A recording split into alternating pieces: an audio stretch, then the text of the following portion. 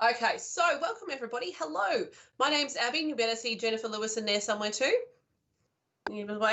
So we work for the City of Casey. We work in the waste education team. Now, usually these bus tours would be a wonderful day out where we fed you well and we went to all sorts of places and you had to listen to me talk the whole day. But luckily for you, you're not having to listen to just me talk. There's going to be a whole heap of other people talking too. So we're going to visit a lot of the sites where Casey's waste either curbside goes or even soft plastics and things like that. We're going to learn a lot today. We're going to the way the day's set up, we're going to do sort of an hour and then we will spend 5 minutes break, an hour, 5 minutes break, and then an hour, and then see you later kind of thing. So there's time for ducking off to go refill your cup of tea and get some snacks, which is wonderful. So we might get started officially because I haven't actually started recording yet. I might need to do that, mightn't I? Give me a moment. So start recording. Okay, so welcome to our Follow Your Waste tour. We're from the City of Casey and we're going to see a whole heap of sites that we have in Casey. So first of all, Kevin. Oh, too far.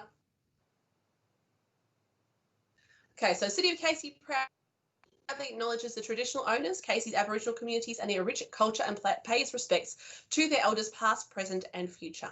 We acknowledge Aboriginal people as Australia's first peoples and as the traditional owners and custodians of the land on which we work and live. Now, obviously, everybody is tuning in from a lot of different sites and not just around Casey. So you may have different Indigenous owners to acknowledge. So I'm going to go back one because what I'm going to do is I'm actually going to stop sharing and I'm going to introduce Michael Wood from SACYR. So SACYR is where Casey's garden and food and garden waste bin goes to. So when the bin gets collected by the truck, it gets taken to Michael's site in Dandenong South.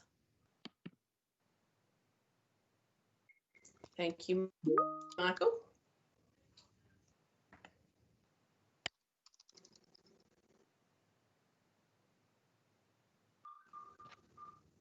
That'll work better if I turn the microphone on. It does. It does, yeah, that does help. Right, are you seeing the screen? Yep, we're all good. You're Good all good morning, to go, Michael. I'm Michael Wood from SACYR Environment Australia. We're processing the City of Casey's FOGO on all of your behalf and the city. And we're doing that in Dandenong South. It's a new facility that's only been open for just over a year. And it's a fully indoor composting facility, which provides a lot of environmental protection from odour. So there's a Casey truck unloading in our receipt shed. So we have three main sections: receipt and pre-treatment, then followed by the vessel composting, and then maturation and screening at the end. So every day we have lots of these trucks come in. And then we decontaminate it. This is the bane of our life and something that all of you watching can do something about. Obviously, plastics don't compost, neither do bricks, rocks, stones, play equipment, footballs. I could go on. We shouldn't be finding any of it, but we find plenty. We also take some food waste. We take Woolies on this side of town, and that's probably Springvale Market. So there's a lot of just pure food that gets added to the mix of garden and food.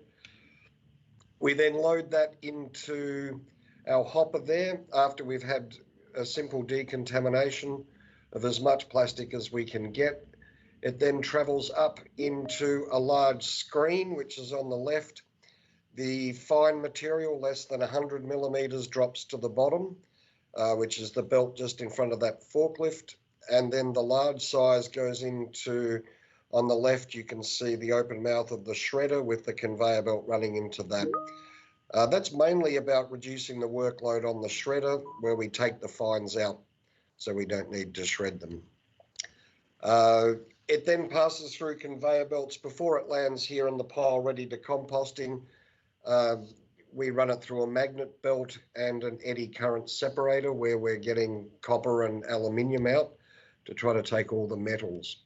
Then you've got a pile of shredded prepared material ready to go into our composting tunnels. So there on the left, you can see a door open to a very large concrete box. It's 6 metres by 6 metres, that entrance, and it's 30 metres deep. The vessels are to mainly contain odour, so we can manage all the air in and out of it. We're blowing air at up to 9,500 cubic metres an hour through the floor. And in this chamber, the composting material, through natural thermophilic bacteria, will take that up to over 60 degrees, can get up to 70. We then control that with the airflow, because the thermophilic bacteria that generate the heat need to breathe oxygen. So it's an aerobic process, and we can make that more efficient by providing luxury amounts of oxygen. In a normal pile, the oxygen's reduced in the middle to 0 within 4 hours, because bacteria are voracious breathers. The heat in those vessels, you can there see on the left, you can see one of the guys at the end of one of the batches. They just run a tool down the air lines. That's got lots of little holes in it blowing air. And then on the right side, you can see one of our loaders emptying that out. As a composter, our primary job is to render the material safe. Naturally, from a garden, we're getting all sorts of weeds and their seeds, and viable plant propagules, things that can take off from cuttings. Like if you chop up some ivy, it's just as likely to regrow. And also all the insect pests, plant pathogens, bacterial speck, bacterial spots, funguses, molds, mildews, anything can be in it. And before we can use that on, say, a market garden, we've got to make sure that we kill all of that harmful pathogenic and insect material. So within this chamber, we have 3 temperatures, and it's in there for 2 weeks. It's got to do a compliant pasteurisation sequence of at least 72 hours at 55. We usually give it 96 hours at least 62.5. And that makes sure that we get thorough pathogenic destruction. We measure that by measuring salmonella, which is a simple detect or not detect, pass fail. There's a threshold for E. coli and fecal coliforms that we work to. We also occasionally virus test, but we very effectively kill viruses. So after 2 weeks, you can see that we get quite a bit of mass loss. That you can see 2 lines in the wall that pile was loaded up to there. That mass loss is both a moisture loss, and as that whole pile of compost operates as a giant lung, it's respirating like crazy, and so it's releasing CO2 and burning oxygen. And the carbon released, believe it or not, will actually physically reduce the pile significantly. So after 2 weeks, that's what it looks like. And then we put it out into the maturation hall for some traditional windrowing. And we've got 10 windrows out the back. Material usually gets another 2 weeks out there, struggling to keep 2 weeks into the product after vessels at the moment, because people are buying so much compost that our customers want it. We turn it in there. So that's a turner that we have that continues to aerate the compost, brings it back up to temperature when we aerate it after we've cooled it down at the end of the vessel process. And we cool it down to kick off a fungal-like growth, actinomyces. If we go back the slide, you can see how white the material is that loader is unloading out of the vessel. That's actinomyces. It's actually a bacteria that operates and looks like a fungus, but it's bacteria, and it's of interest to us because it breaks down cellulose and lignin in the wood. So we cool the vessel piles by blowing air through them, bring the temperature down into the 40s, then we get a big spread of actinomyces through it. And then as it warms up again, it dissipates and you can't see it anymore, but it's still there helping break down the wood. After we've turned it, we're then screening and refining the material. So we're chasing the last of contaminants through a densimetric table where we're trying to get small stones and rocks out. And that produces a fine -16mm compost there. Oh, yeah, sorry, there were warnings of my next meeting. And you can see then we're loading that onto a Burdett's truck. So you'll find our compost in landscape yards supplied by Burdett's, and you'll also find it in topsoil products that they blend. Other customers, Daisy's have, and Super Soil are both customers with their own yards, some of them in Casey, I think, as well as Bark King, and we've got a couple of large market gardeners that use us regularly in their programs. So that's what's happening to the compost after it. We do a little bit of vineyard work. We started, this season has only just started, or the vineyards aren't having much fun because of COVID, but the market gardeners have gone on regardless. So that's how we use the product. And then I'd come back to how people can help us make it better. It's very depressing watching it come in off the trucks day after day to see these kinds of things in it. Top left there is actually from a florist who should know better. There are lots and lots of little vials of the solution they use to keep the flowers standing up. Bottom left, you can see the size of a reinforced concrete block that we got to before it hit the shredder, which wouldn't have done us any good. Impatient people, when their leaf blower doesn't work anymore, they simply stuff it in the bin. The top right there, you can see the amount of metal that we're recovering with the magnet, and you can see a baking tray. We get whole microwaves. You can see a brake disc at the bottom. It gets worse. That's a bathroom bin from a diabetic. At least it wasn't a drug addict. So, yes, only compostable materials. And that's the end of my show, if I can escape there. Right. That's what we're doing with your food and garden waste. Okie dokie. Right. Okay, now let me press some buttons here. Michael, if you want to stop sharing your screen, and then I will... where did you go? There you are. What I'm going to do, though, is going to put you in the spotlight so that you're actually in the frame for everybody. Okay, that's fine. Alrighty, so Michael, there's only one question so far in the chat, which is, do you need to inoculate the compost? No. If you build it, they will come? All of that itself. There's no need for inoculants. I've worked with them before, and I couldn't detect any difference. And then it just joined the general. The leachate carries a lot of the bugs and recycles them.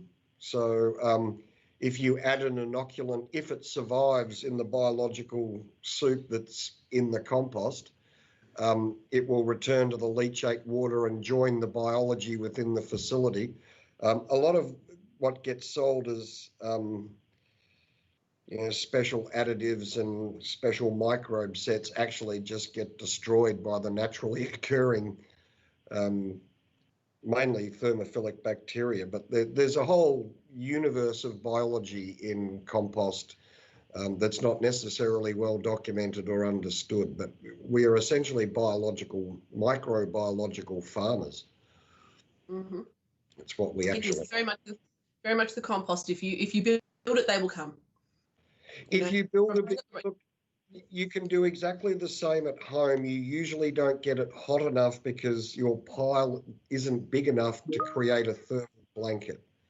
Once your pile gets over 1 metre high, you'll be able to get to pasteurisation temperatures, and it will do it naturally.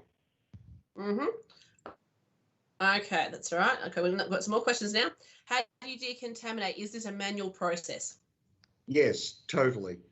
And as a new facility, it was based on uh, design specs from Europe. It's a Spanish company that's built this. They never expected the material to be as contaminated as it is, which is disappointing. So at the moment, we're picking it on the floor, while technical department is figuring out a better decontamination setup up front, which will involve probably picking stations, will be the solution. There's a lot more plastics than there should be. Okay. Another question, what's the number one contaminant you wish you didn't have to pull out of the FOGO anymore? For those of you tuning in, sorry, 2 seconds, Michael. For those of you tuning in, FOGO is the insider term for food organics, garden organics. So people who have got garden waste bins, you can put food waste in as well. So just wanted to clarify that. Sorry, Michael. So yeah, what's the number one contaminant you wish you didn't have to pull out of it? Film plastics, soft plastic bags, which get mangled by the shredder. If they go through the shredder, they then come out. They're large enough to screen out, but we have a lot of problem getting a clean mulch product. We should be getting 2 fractions, but we're struggling with the second fraction because of the amount of plastic. Okay. And also, I've got a question from Leisure. Why not animal waste, cat, dog, or herbivore waste, rabbit and livestock? As in mortalities? No, I mean, I think she just means poo. Right. The poo. One of our EPA license requirements, one of the requirements for the Australian standard for compost is that we've got to make sure that we keep fecal coliforms below 1,000 mpm, which is most probable number. That's a difficult standard to meet with the amount of dog poo that gets put into green waste bins. And remembering that they're only indicator pathogens. So animal manures just carry risks of pathogen that is difficult to control. Even though we're giving it 96 hours at 62 degrees, when we come out, we tested at the end. So after the open windrow in the shed, depending on the moisture content, we can actually regrow E. coli in particular, which really they're using E. coli and fecal coliforms as indicators of the amount of manure or animal poo that's actually getting through, untreated, if you like, or not fully treated. So that's difficult as it is while we discourage dog poo without everybody putting their dog and cat litter in there, then that taxes our system in a way that we weren't designed for. And remembering, I have to sell this with confidence to a market gardener that he can grow lettuce safely for you to eat. And the more dog poo in the mix, the more I struggle to do that. So it limits my marketing options if it's not safe. From that point of view, I'm not keen to go down the compostable nappy path, because it's an even harder sell. Remember, I've got to then, if we go down that path, which we will discourage strongly, I have to explain to a strawberry grower, sure, it's got the occasional remnant of human nappies. No, that's okay. We ain't going down that path. Good. No nappies, no nappies. But that's why it's basically, it's part of our license requirements and part of the Australian standard that we're managing those micropathological risks. Okay. And just there's a follow-up to that as well, was about, is it because it requires a higher temperature, or is it a longer time that you think that would solve that issue? Like, obviously you're not going to do that and that's fine, but someone's just curious about whether it's the higher temperature required or whether it's a longer time that's required.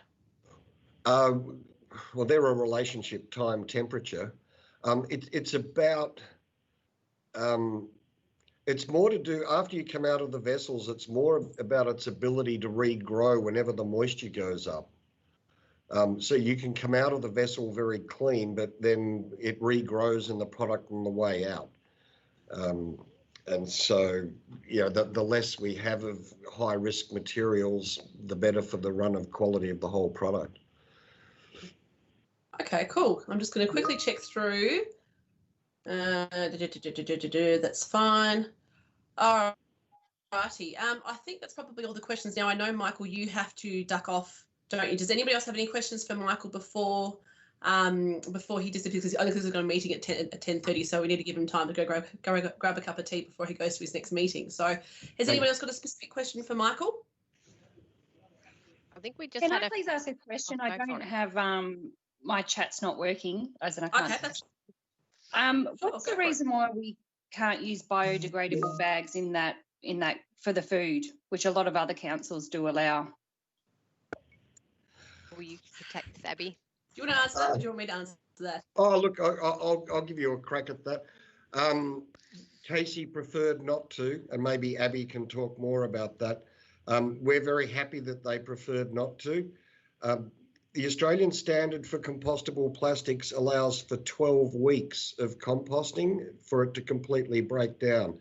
We have 2 weeks in the vessel, and our maximum seasonal time period at the back is 4 weeks, which is now down to about 1. So we're going 2 weeks in the vessel plus 1 week. Maybe that's the equivalent of 5 to 6 weeks of open windrow composting. But if you tie a knot in the top of your plastic bag, I'm looking at knots come through the end of the system. As for compostable food service items like compostable, there's plastic knives and forks. There's also wooden versions. I can't break them down in the time allowed. So we do prefer people to either wrap in paper or just not use anything. Just tip it straight into the bin. It's easier for us. Thank you, Michael. As I say, I'm happy to go into that in more detail a bit later when we do talk about food waste at the end of the presentation anyway. Otherwise, has anybody else got any questions? Otherwise, we'll let Michael escape to go get his cup of tea before his next meeting. Take it as a no. All right. Thank you very much, Michael. Thank you, Thank you, Michael. Thank you for fitting us into your schedule. All right. So now Michael's going to disappear, which is fine. Okay. So thanks, everybody. Thanks for all your great questions. Now, there was one on there I didn't answer, which was Ben's question. So Ben's asked the question, is all compost the same? No, it's not. It depends on how you make it. So if you do a slow compost, then it's going to be all right. The sort of stuff that Michael's making at that facility, because you've got that minimum of a cubic metre, you need a minimum of a cubic metre of stuff to make some really good top-notch compost. Obviously, in their case, they've got more than a cubic metre going on. They've got hundreds of cubic metres going on at the same time. But then that's when you get into the higher temperatures, you're killing off all your weed seeds and your bacteria and things like that. You're getting that breakdown much faster, those sorts of things. So that's probably the very simple, very, very, very simple answer of, is all compost the same? Otherwise, here's an opportunity. I will plug the fact that we do have a composting session Thursday night next week on the 19th. So I will be sending out the link for that after this session. So I'll send you all an email with the details for that and any other sessions and things we've got going on as well. So our next person, our next site, I think we're just a little bit of a drive. We're just driving from Dandenong South down to Carrum Downs. And we're going to visit REPLAS. So REPLAS are the ones who are taking some of the soft plastics that you send to the supermarket. They also take a lot of other random plastics as well that you couldn't put into your curbside bin. So I'm pretty sure Christy is in here, in this group somewhere in this meeting. So Christy, I don't know if you wanted to share your screen or turn your camera on, whichever works for you. I'm not quite sure what you've got planned for this session. So I've got my camera on. Can you see me? Yeah, yep, there we go. There we are. We can see her now. Wonderful. Hello, Christy. So Christy's going to talk about REPLAS. So you've got extra couple of minutes if you like, or see how we go. But yeah, so if anybody has any questions for Christy, then just pop them into the chat, and then we can always ask some at the end. Okay. Otherwise, Christy, I am handballing over to you. Okay. Now I'm on my phone, and we're going to do a virtual tour. So we'll see how this goes, and wait for the noisy trucks. So where we are, we're in Carrum Downs. So this is out the front. And what we do here is we have an education space set up so that we have groups like you are today. You would normally be here coming on a tour with me. We have school groups, business groups, all sorts of people come to visit and see what we're all about with plastic recycling. So I'm going to try and share as much of the tour as I can from my phone, and we'll see how we go. But this is our site in Carrum Downs, as you can see, and we'll go for a walk this way. But so REPLAS has been around for about 28 years now, and as Abby said, we take a lot of the red cycle material from the supermarkets and turn it into furniture. So that's what we're going to talk about today. So this is our tunnel, and I'm hoping it's not too dark. There we go. So what we have set up here is an education space. We have different rooms set up for different topics. So we'll just touch on those topics today, and then at the end you can see all the furniture and things that we make out of our recycled plastic. So basically, plastic, we like to think it's evil at the moment. There's a lot of a narrative around how bad plastic is, but we like to think of it as a valuable resource. It should not be going to landfill. We should be collecting it all up and turning it into something new, because it is so valuable. So plastic was invented about 100 years ago in the 1920s. One of the first plastics was a plastic called Bakelite. And it was by about the 1950s that plastic was really in our everyday lives. So that's when things like our plastic plates, cutlery, food packaging, all of our Tupperware, everything like that was sort of mainstream by the 1950s. And the way it was marketed in the 50s was probably where we went wrong. So it was marketed as a disposable product, even though it's such a long-lasting and durable product. So really, we shouldn't be making disposable items out of something that's going to last so long in our environment. So plastic has been a wonderful invention. You think about all the advances we've had in technology, in medicine, because of plastic. But at the end of the day, we do throw a lot of it away, and that's where we need to change our habits. So, and that's where Red Cycle comes in to be a convenient way to change those habits. Our plastic production is increasing exponentially. So in the last 10 years, we produced more plastic than in the previous 100 years, and they expect that to keep going up and up. You know, by 2050, they expect there to be more plastic than fish in the oceans, which is going to be a huge problem for us and future generations. So we'll go into the next room.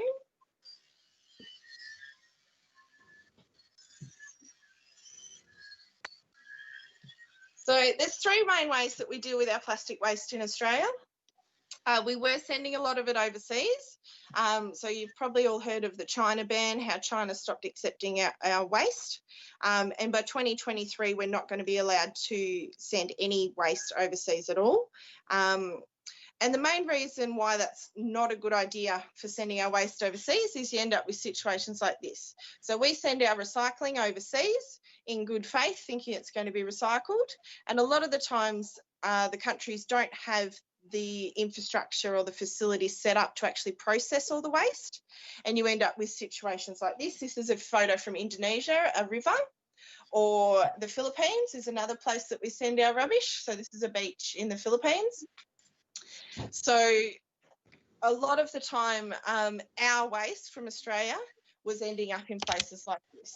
So it's a really good thing that they're bringing in these bans on exporting our waste. It's our waste that we're producing. We should be processing it in Australia. When it comes to the ocean,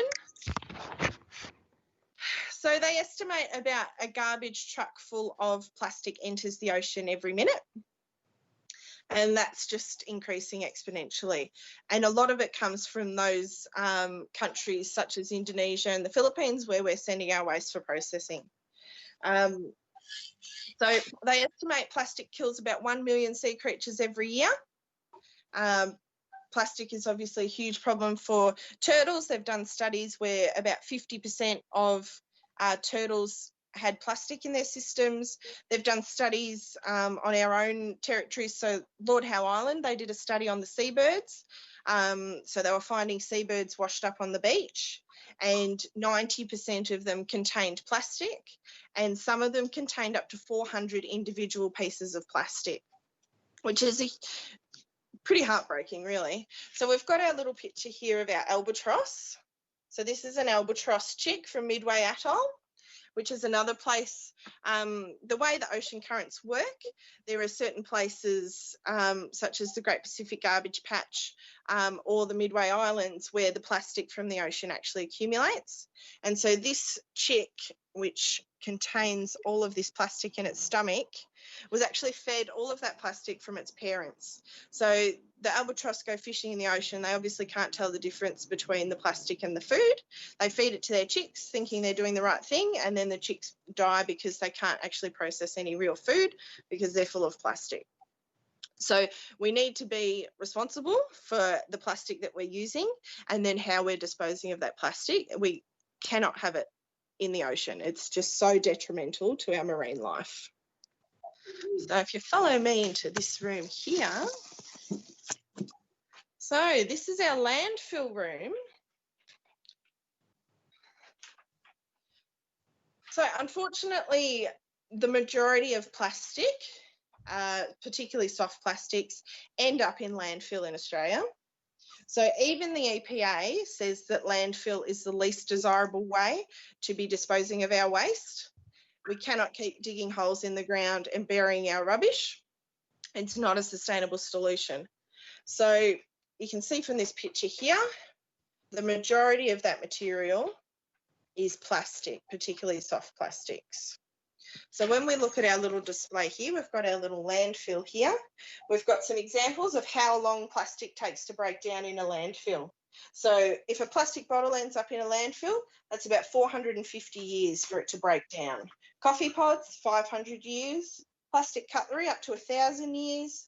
Nappies, 500 years. Straws, 200 years.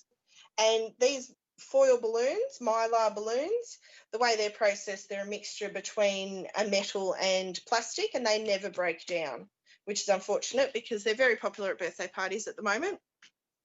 And they will all end up in the bin. They can't be recycled and they never break down. So we've got our poster here. So every Australian creates nearly 30 kilos of plastic waste each year. The problem with that is that's from 2015. So we are now actually at 120 kilos of plastic waste each year. And that's just domestic. That's not including any of our industrial plastic waste. So that's a huge amount of waste. You think about all the milk bottles, all the ice cream containers, all of those soft plastic packaging that we all have. Obviously, some people would produce more, some people would reduce less, but we average about 120 kilos, which is one of the worst in the world for plastic use per capita. So everybody should have some bins at home. So I think Casey Council have a blue recycling bin and a rubbish bin. So the types of plastics that can go into our recycling bins are all of our hard plastics. So our milk and juice bottles, our margarine tubs, all those hard plastics. And then the soft plastics are destined for the rubbish bin. But that's where REPLAS comes in. So we'll come into the next room.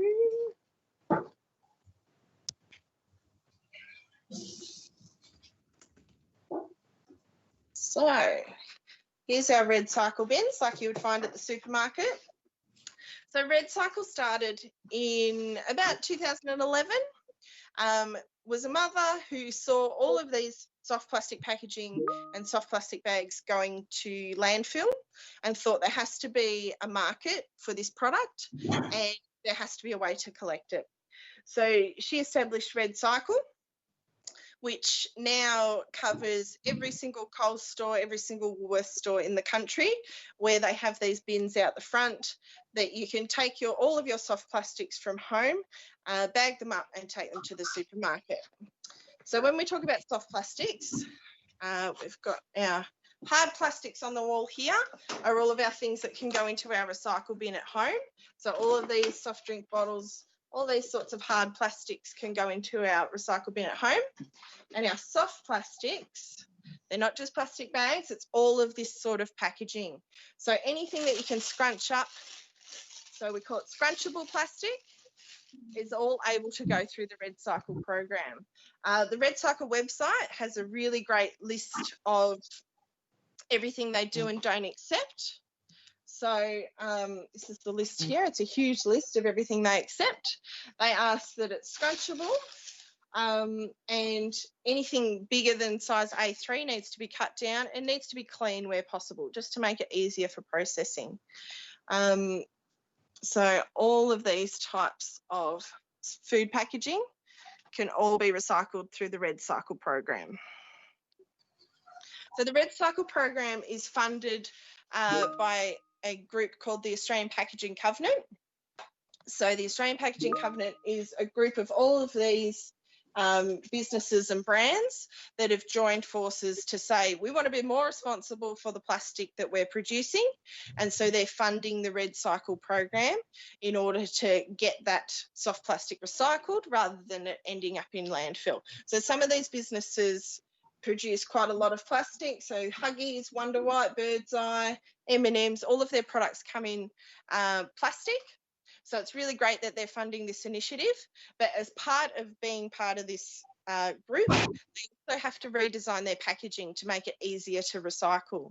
So there's an understanding that we're not going to be able to move away from plastic packaging immediately, but those small redesigns, changing the type of plastic that packaging is made out of to make it more easily recyclable is a really great step forward. Because the easier it is to recycle, the better. So we'll come through here.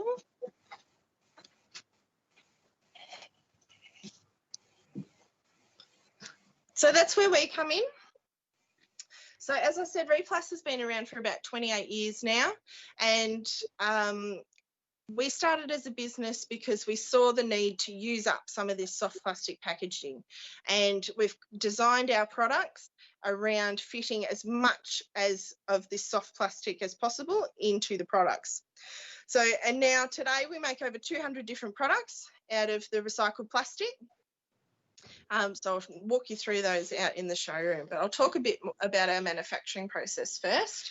So all of our soft plastics come from REDcycle. REDcycle are the collection program. They collect it from all the supermarkets and they deliver it to our factory, which is in Ballarat. Now, we're not the only one who takes REDcycle material. There's another company called Downer that take the soft plastics and use it in road base. There's also another company called Plastic Forests that uses the soft plastics to make garden edging and garden beds, which is a really great use of the product. So this is our truck with all of our REDcycle material ready to be processed. And then the first thing we do is we put it through a big shredder and shred it up into these little flakes. It then goes through a machine that densifies the material and it turns into these little pellets. So they look like this. So that is processed soft plastics from the supermarket. We turn it into these pellets ready to be made into a product. So that is purely 100% stuff from the supermarkets. So what we then do is we mix it with other material such as this. So this is recycled milk bottles, ice cream containers, juice bottles, all those hard plastics. So we mix the two together so that we create a nice, strong product. So they get mixed together and melted down. And then we've got our robots. So we've got robots all through our factory. It's all fairly automated.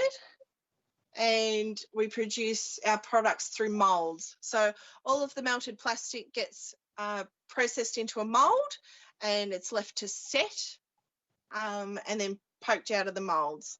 And then if we're making something like a bench, everything is recycled plastic except for the screws that hold it together. So the finished product is 98% recycled plastic, so it's a mixture of the soft plastics and the hard plastics. And the 2% left over is UV stabilizer, so it doesn't fade in the sun. And then the colour, so if we're making different colours, we can do a variety of different colours.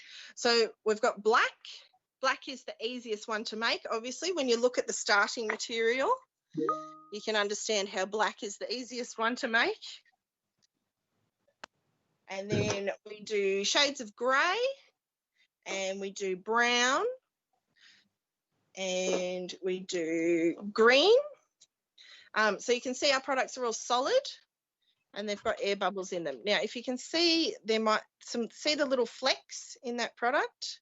Yeah. So those flecks are contamination, we call it. So things that have gone through the recycling system that shouldn't have.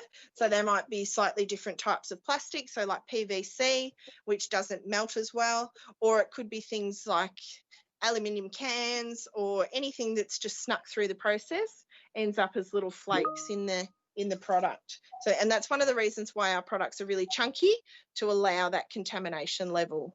So it doesn't really bother us. We can still make our products. Yeah. Now the good one that we have is the blue. So this bright blue. So this is made from hospital waste. So if you've ever been to hospital and seen all the plastics over the sterilised utensils or the disposable curtains, things like that, we actually collect soft plastics from 10 of the biggest hospitals in Melbourne, and we keep it separate and process it on its own so we can get that really bright blue colour. Obviously none of it has got bodily fluids or anything on it, it's all clean. But yeah, so that's how we get our bright blue. It's all from hospital waste, hospital soft plastics, which is really good. So we'll go through here. So this is our bag cave, which is my favourite part of the tour, which we have made from all of our soft plastics. And normally we would watch a video in here. So it's a little theatre, our bag cave theatre. So we've got segments. We've been featured on War on Waste, and we've got some of our own videos around the circular economy that we would usually show in here. But this is our soft plastics bag cave. So we come out of the cave, and this is our showroom where we've got all of our products. So I'll walk you through some of our products that we can make out of the recycled plastic. So these are our benches and seats. So we make, these are called a beachcomber. So they're all 98% recycled plastic in the various colours. We can put paint on them, make them nice and colourful. We've also got our picnic settings. So picnic tables, benches. We've got this decking that I'm standing on. That's called Enduro Plank, which is great in marine environments. It's got a 50-year sunk-in salt guarantee. So we use it a lot in marinas and those sorts of environments. We've also got this product here called Enduro Mesh, which is another alternative to the decking. Over here, we've got all these different types of plastic sheeting that have various uses, all made from recycled plastic. So, and we do fitness trails. So you might have seen some of our fitness equipment. We also do dog agility equipment, which has been popping up in a lot of different places. So Ballon Park has a lot of our dog agility equipment. This is some more of our sheeting styles. So you can see this is all the red cycle material in the sheeting mixed in with some different colours. And this one here is actually made from milk bottles. So, which is pretty cool, nice and bright. And one of our most popular products that we have is our bollards. So you would see lots of these bollards all around Casey. They have lots of bollards in pretty much all their parks. I see them everywhere in Casey Council. We have all these different styles of bollards that, again, they're 98% recycled plastic from that red cycle material. So that sort of concludes our tour. So if anybody has any questions, please let me know. All right, thank you, Kirsty. At this point, now Janet. So we've got a Janet in the group. Would you mind turning your camera off, if that's all right? She might reappear in a second. Can you turn your camera off, Janet, because we're seeing you at the moment. That's all. Okay. All right. Now, has anybody got any questions for Kirsty from REPLAS? If you want to pop them in the chat. Where's the camera? So yeah, Janet, if you can turn your microphone and your camera off. There should be, if you hover around, there should be a little toolbar somewhere that you should be able to see. Oh, Christy, you're going around in circles. There we go, Janet, you've got it. Good work. Okay. Any questions specific to Christy about REPLAS? So Casey, I'm pretty sure, is either one of or REPLAS's biggest purchaser. I know we usually are either the biggest or the second biggest or whichever. So we do buy a lot of REPLAS stuff. We've also got some very, very cool bollards that we got made by our litter prevention officers. Organised them and REPLAS designed them and made them so that we can actually hide cameras in them so that we can put them in litter hotspots or places where people are dumping rubbish so we can catch them that way. All right, we've got a couple of questions come through. What percentage of soft plastic to hard plastics are used to manufacture, and where do you get the hard plastics from? The hard plastics come from a lot of industry. So we get like a lot of seconds from factories that make ice cream containers or milk bottles or things like that. So we get a lot of their seconds. And we also do take some from curbside collection. And the mix, it depends on the product of what we're making, but it's anywhere between 15 and 40% of red cycle material, and the remainder is the harder plastics.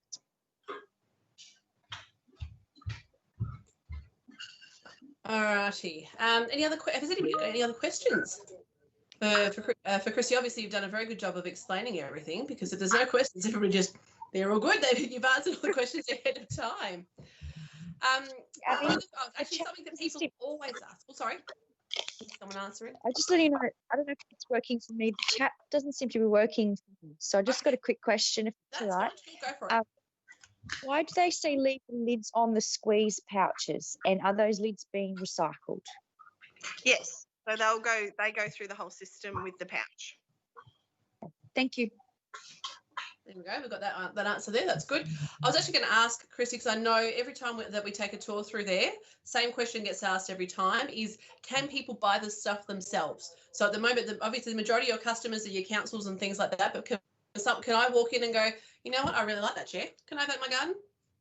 Absolutely. So we sell nationwide, and anybody, if you want new decking for your house, we do decking. If you want a bench for your garden, we do fencing. So if you want a new picket fence that you never have to paint, it comes in a ready-made colour. We do all those sorts of products. And then the other question everybody always asks is, what's the price comparison to, say, a similar product in wood? So most of our items are very price competitive, particularly the seating and things. They're pretty on par with timber. If not on par, they're about 10 to 15% more expensive, but then you've got to look at the life of the product. So the product is never going to split or rot or crack. It's never going to need painting, and it's going to last 40 plus years. Whereas if you're buying something from timber, it will splinter, it will need sanding and restaining, and it has those maintenance costs associated with it for the life of that product, whereas ours don't. And then at the end of the life of that product, or if anything happens to it, it can come back and be recycled. Okay, well, here we go. Now the questions are coming in. How do you tell if a product or seat, for example, is made from recycled plastic or by REPLAS? Usually we will have, so for example, here, we have these little stamps on, so this has our website on it, REPLAS, or we might have something like a plaque. So this one's got a plaque on it that says it's made from recycled plastic. This one's got our little business name on it. So generally, if there's nothing on the seat, it will have a REPLAS stamp on the legs. Okay, cool. Hang on, I'm just checking our lists here and our questions. Oh, there we go. Yep, we've got lots of great thank yous and so forth for you answering your questions. Is there anybody who's not got the chat function who wants to ask a question? Thought I'd best check that one first. Here we go. Are these okay? Here's an interesting question. This is a bit more of your technical knowledge. Are these products extruded? Yes. We do both. We do moulds and extrusion. So I'm just just keeping an eye on any of these questions. Also say usually whenever I've taken people through the tour, their main questions are, can I buy it and what's the cost difference? Have you, as I said, did you show everybody the picket fence before? Because I've been looking at chat, not fully focused.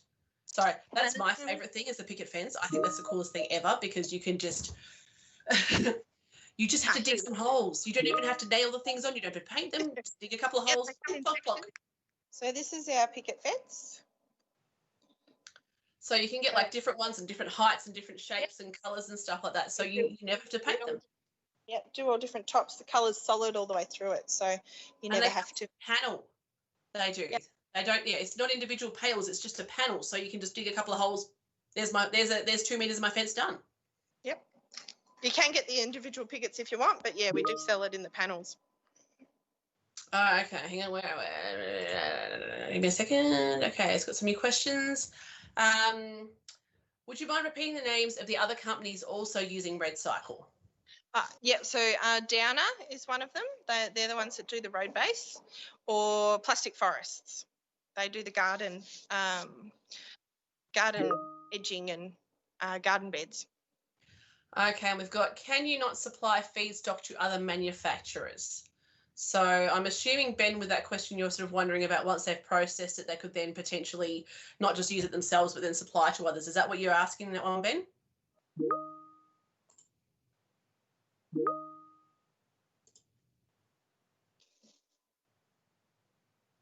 Ben?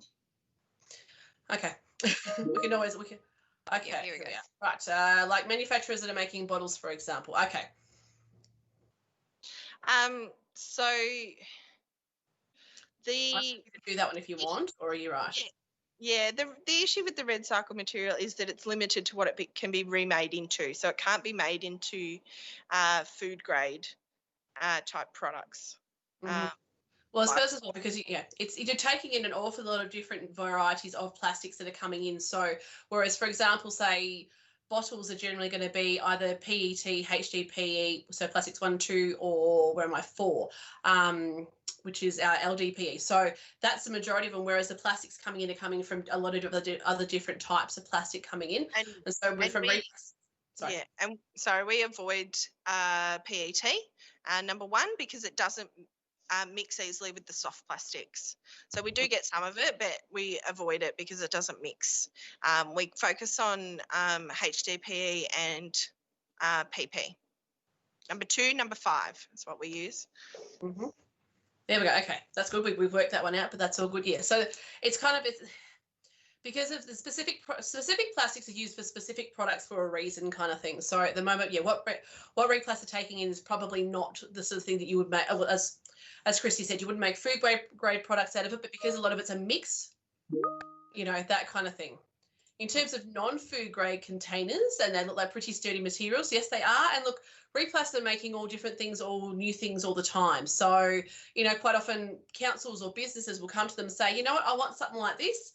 And they will, be able to create it into something. I think Christy showed before the panels, the sort of the multicolored sort of panels. And they get used to be, so like a flat sheet, so it can then be cut out and made into other things. Can make something like this. So this is cut out from a flat sheet of material. Here's something you prepared earlier. Just have it right on. So the sheet is really versatile, and it can all be routed or cut and be made into lots of different things. And I think we are limited with what we can make with the soft plastics component. If we were just making stuff out of hard plastics, it would be a lot easier. But because we're trying to recycle that soft plastic, it sort of limits. All of our stuff has to be quite chunky to accommodate that soft plastic. We can't make fine, fiddly, narrow things as such, if that makes sense. Someone else is asking, are you in touch with plastic manufacturers to advise them on making products that are easier for you to use? Yes, so we liaise with the Australian Packaging Covenant, and we quite often have people through our tour here. So we've had Nestle, Kellogg's, PepsiCo. We've had all their CEOs through, coming through, learning about first I teach them about the impact of plastic on the environment. So we give them the backstory of why they need to be doing it. And then they liaise with our production team and with REDcycle around changing their packaging designs and the inks that they use, and, you know, simple changes that can make a big difference for the end life of the product. All right, Sarah, I can see your hand up, so thank you. Did you want to ask your question, Yes. Sarah? Yes, thank you. Sorry. I hate to, it's relevant to the last question I asked. Is the yogurt lids just slightly different plastic to like all the other lids, like on milk bottles, or just because it comes with the pouch, it's just easy to, you know, to accept them, but not other bottle lids? It's about that squeezy yogurts and that sort of thing, those containers. Yeah, I just wondered, you said they get recycled in. Is there any reason why, like, the stack of lids that are around at the moment, are they different plastic, or there's just too many for you to accept? The issue is, so when the lid's attached to the plastic pouch, it makes the unit quite large. The issue with the lids is that they're small and they get lost through the manufacturing process. They can't be processed by the machinery because they're small pieces and they fall off and things like that. But when you screw the lid to the pouch, it makes the unit quite large, so it doesn't get lost in that the manufacturing process. Thank you. It's a tricky one. All righty. Cool. Okay, now Sarah, you'll need to take your hand off the thing now, or your hand up or down or whatever it is. Click that off again. Sorry, Jen, what were you going to say? I was going to say we get lots of questions all the time of what can and can't be accepted by REDcycle. If you're ever unsure, check out the REDcycle website, because that has got very detailed information, and also products you can print as well, whether you need it for your workplace, home, school. Really helpful information. I've popped that into the chat. So I put the web link for that into the chat, but also for those of you who are not on the chat or who can't see the chat, it's just www.redcycle, so redcycle.net.au. I will also send that out after. I will send that out in an email afterwards as well. And someone's asked. Oh, sorry. I was just going to say one thing on the REDcycle. We've had lots of inquiries because we're so closely associated with REDcycle. We get lots of inquiries about REDcycle, and during the pandemic. So collection has been as per normal for the majority of stores. There's been a couple of stores in Western Victoria that have ceased collection. That was Woolworths stores, but everybody else is up and running. If there's any issues with your REDcycle collection at your local supermarket, you need to talk to the store manager or to the head office of Woolworths or Coles, and because Coles and Woolworths have committed to the program, and collection is taking place. But if there's any issues in individual stores, you need to raise it with the store managers. As I say, because I suppose the thing we need to highlight as well is that REDcycle and REPLAS are two different businesses. You know, REPLAS are receiving stuff from REDcycle, but they are not the same business kind of thing. Now, I've got one quick question here, one last question. How clean do the bags need to be? Should we be washing all the bags, before, as in for the stuff going into REDcycle? How clean does it need to be? Well, actually, I have to say clean and dry. Yeah, dry. Dry is good. The main issue with the contamination is that sometimes it's in storage for a while, and you can imagine if there's marinades or bits and pieces contained within that soft plastic, it does get quite mouldy. It doesn't affect the manufacturing process, it's just not very pleasant. And sometimes if it is quite bad, it doesn't get recycled because they won't send it to us because it's too contaminated. But it needs to be like something that's had something dry in it, so like chips or anything, that's fine. It can go straight in. But if it's had a marinade or a sauce, or if it's had meat or something in it, it needs to be rinsed and dried. All right, wonderful. Okay, thank you very much, Christy. We're going to start off because we're running a couple of minutes over now. Thank you so much for taking us on the tour. I was wondering how you were going to do this, so that was awesome that you took us all around the whole place. No, that's fantastic. I was just curious. No, that was wonderful. Thank you so much. And I'd imagine your arms are ready to fall off now. Yep. So, yes, thank you very much, Christy. Now, everybody else, we've got a 5-minute break. So we're a little bit over. So it's 11:03. So we are going to reconvene at 11:08. So time to go quickly refill your cuppa, go get a snack, go to the toilet, and we will be back at 11:08. All right. Otherwise, Christy will say toodle pip, and we will continue on from there. Thank you, Christy. Thank you. Jump up, stretch your legs. That's right. Get your Kermit arms going. Yep. Woo!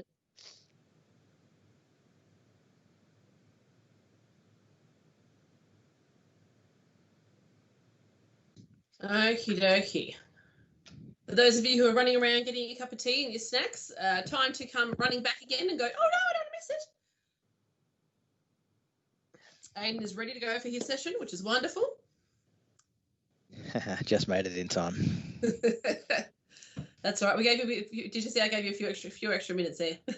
Yes, thank you for that. I probably needed them too. That's fine. So we might get started because now we're running 5 or so minutes behind. So I will introduce Aidan. So Aidan Stevens works for City of Casey and he looks after the site at Stevenson's Road. So we have a closed landfill at Stevenson's Road. And Aidan's a technical officer. That's your title, isn't it? Yep, wonderful. Technical officer there at Stevenson's Road. So I'll let Aidan give you a bit more information in his presentation about that and we'll go from there. So take it away, Aidan.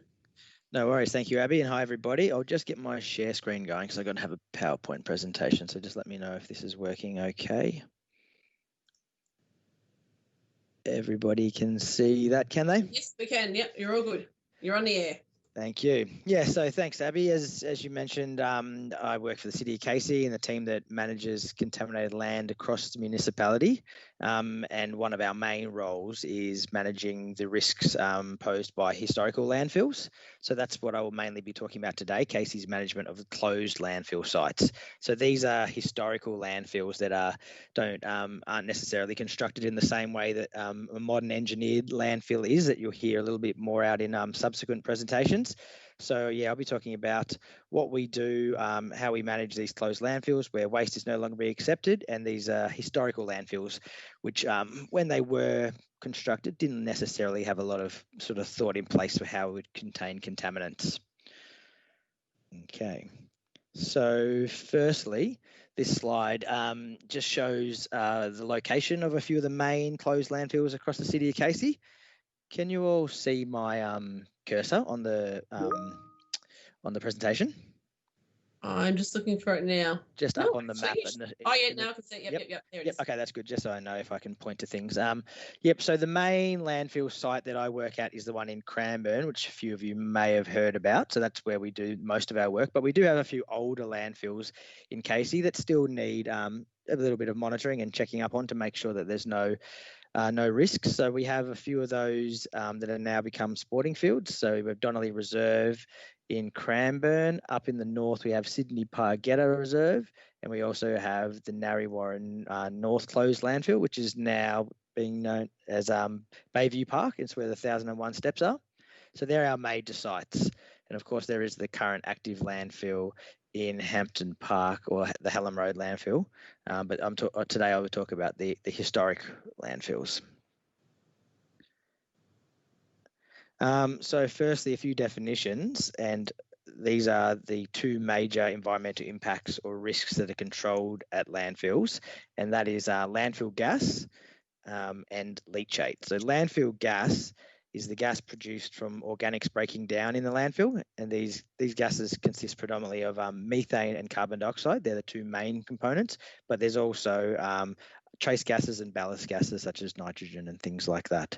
And the other environmental impact or risk that we look after is the control of leachate, and leachate is the contaminated liquid produced when water moves through waste. So in historical landfills, which aren't usually lined and don't have anything preventing groundwater entering the waste, that's the major source of leachate production, is groundwater moving through the waste. But leachate's still produced in modern landfills as well. When they're being filled, rain can enter from the top. There's moisture in the waste itself. So leachate is not only associated with historical landfills, but the way it's generated is a little bit different. Okay, so as I sort of mentioned, Stevenson's Road is our main site. This is our most recent closed landfill, and the one that we spend most of our time monitoring and controlling the risks at. So this was an unlined landfill. It was a former sand quarry, so the geology sort of didn't really help us when it comes to containing gas and leachate. Sand being very porous, it enables things to move off the site quite easily, and that's been part of the problem at this site. The hole was the hole that they filled was between 20 and 30 metres deep, about 30 metres in the north, and that was just to do with where the sand actually was. So the quarry operated until there was no more sand and they hit rock, which was about 30 metres in the north and 20 metres in the southern end of the site. So just explaining this map again, this is what is referred to as the Stevenson's Road closed landfill, or the Casey Frankston landfill, because they're the two councils that tipped here. The old Casey landfill was a bit older, and then we had a transfer station in this section here. So here the majority of the risk has passed because it's older. Some gas and leachate is still created, but the way things move in the area, it actually makes its way into the Casey Frankston side and is captured mainly there. One of the big features of this site, which you may or may not have heard of, was the construction of a cement bentonite wall to act as a sort of secondary line of defence for these houses, which are very close, unusually close, and it's not typical to have houses sort of right up on the boundary of waste. So there's waste all within this site, up to about 10 metres from the boundary, and then we have houses very close. So the wall was actually a big trench dug all the way to the bedrock. So the wall is the depth of the waste, or the depth of the sand, basically, 30 metres in the northern section, 20 in the southern. And that was there as a secondary line of defence to as an impenetrable barrier to leachate and gas. So that's a trench that was dug all the way to rock and filled with a cement bentonite slurry, which basically doesn't allow, is not very porous at all and doesn't let anything through. But the idea being, and I'll go into some of these control measures and how we control the risks on site, is that our systems actually prevent gas and leachate from leaving the site anyway, but that's just there as an extra line of defence because the houses are so close. So the idea is that we actually extract all the gas and leachate, and it doesn't actually hit the wall and push up against the wall, but it is there in case it would ever be needed.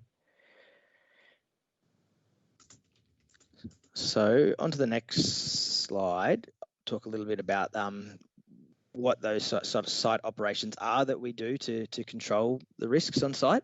So those ones mainly are the extraction of gas and leachate. So gas extraction is gas extraction occurs at these well stations that you can see here. So we have a series of about 90 of these well drilled across the cap. So you can see this pipe here that's drilled down to the base of the waste, and at each of these locations we can apply a vacuum, and that vacuum pulls gas and leads it all the way back to a flare. This vacuum that we create at all these locations means that the actual pressure within the landfill mass is lower than the surrounding pressure in the ground outside the landfill. So the idea being is that if you have a low pressure within the waste mass, gas doesn't move away, it's actually drawn to the low pressure. So that's the sort of the primary mechanism of preventing gas migration, is maintaining negative pressure within the waste mass. And at these same locations, we also pump groundwater out of the ground, which has become leachate once it's in the landfill. So as I said before, because this is unlined, groundwater does enter the landfill and become contaminated leachate. So similarly, as we do with gas, we try to create a water level on site which is lower than the surroundings, and that means that water doesn't flow off site. Water essentially drains into the site, and as it drains into the site, it becomes contaminated, and we pump it to holding and treatment ponds. So that's our sort of simply our two mechanisms that we use to make sure that contaminated water or gas doesn't move away from the site. It's always drawn into the site and addressed there.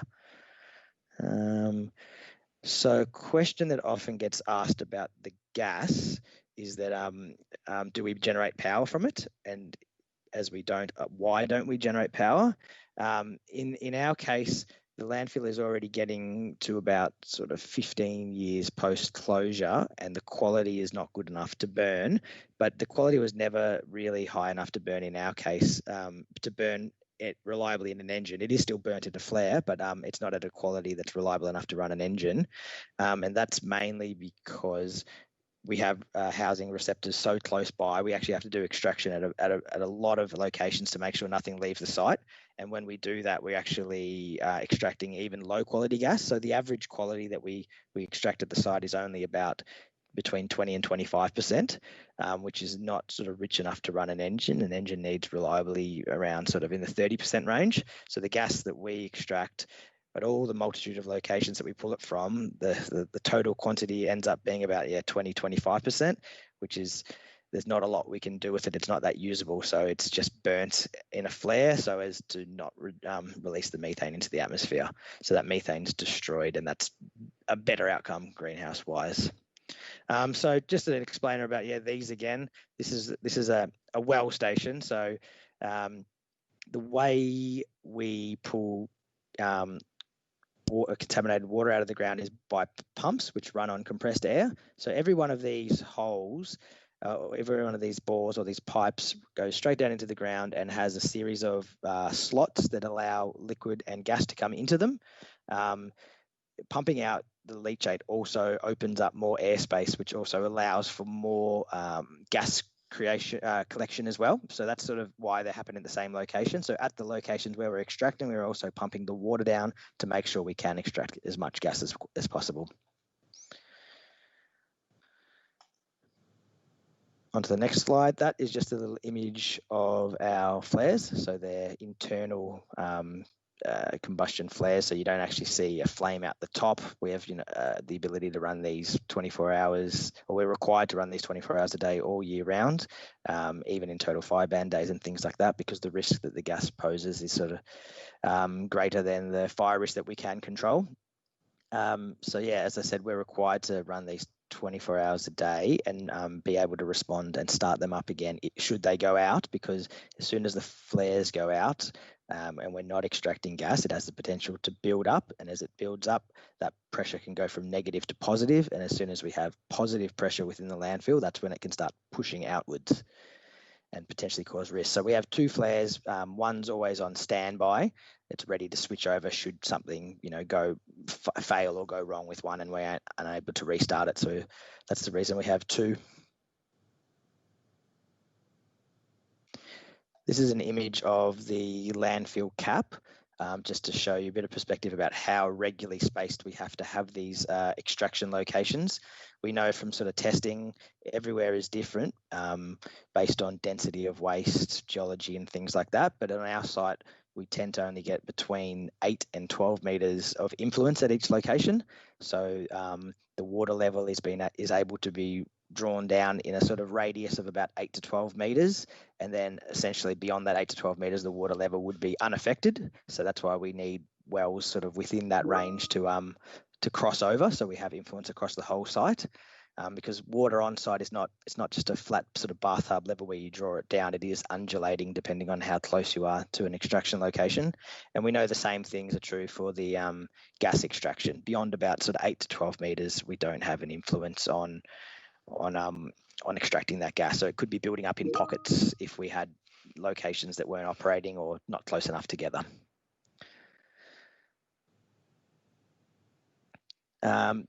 This is like the gas is all connected to a network that pumps to the flare and burnt there.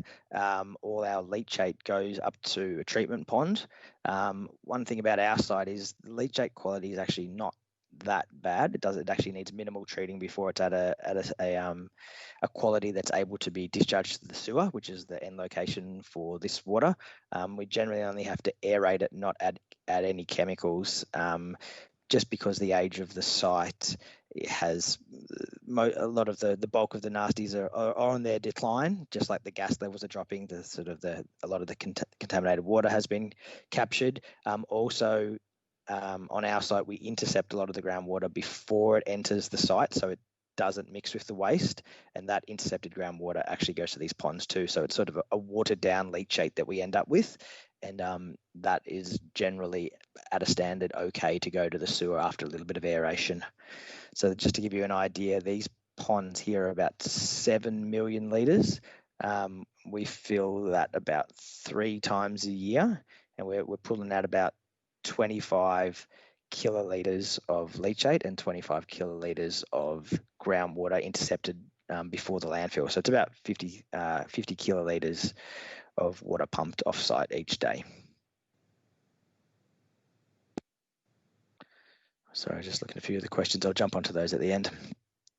Some of our environmental management requirements. So along with the site operation, maintaining the infrastructure and all those sorts of things, we do a lot of monitoring to make sure that that is effective. We have a series of compliance bores around the landfill that we monitor weekly to make sure gas is not making its way to those locations. So we have about 34 bores that are shallow, that represent a shallow level in the ground that people could interact with. So, deep gas is not as necessarily as much of a problem as shallow gas. Deep gas is also harder to get out once it's out of the landfill as well. So we're mainly focusing on keeping people safe in the surrounding area by making sure there's no gas getting out of the surface and coming up into people's homes and things like that. So we have 34 bores that we read weekly around the landfill that give us an indication of whether anything's escaping. We also do groundwater testing regularly around the landfill to make sure leachate is not contaminating the landfill, contaminating the land around the landfill. And we also test our flares to make sure the emissions are meeting our sort of desired standards, and that is that no methane is actually getting through the flare unburnt, that it's actually being destroyed and not entering the atmosphere.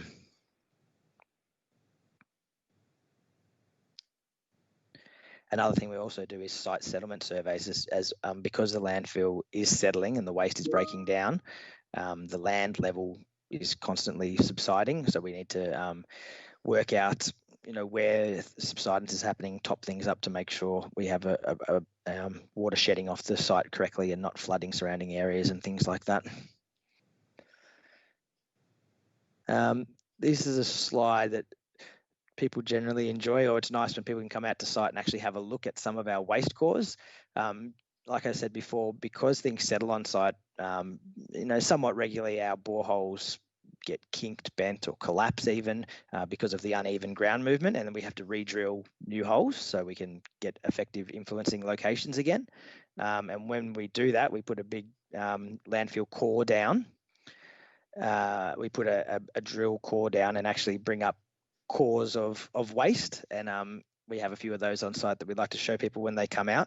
It just sort of highlights the slow breakdown of things like plastic. So everything that's gone into this landfill, this was between this, I think it was the late 90s to early 2000s. So everything on here is sort of 15 to 20 years old.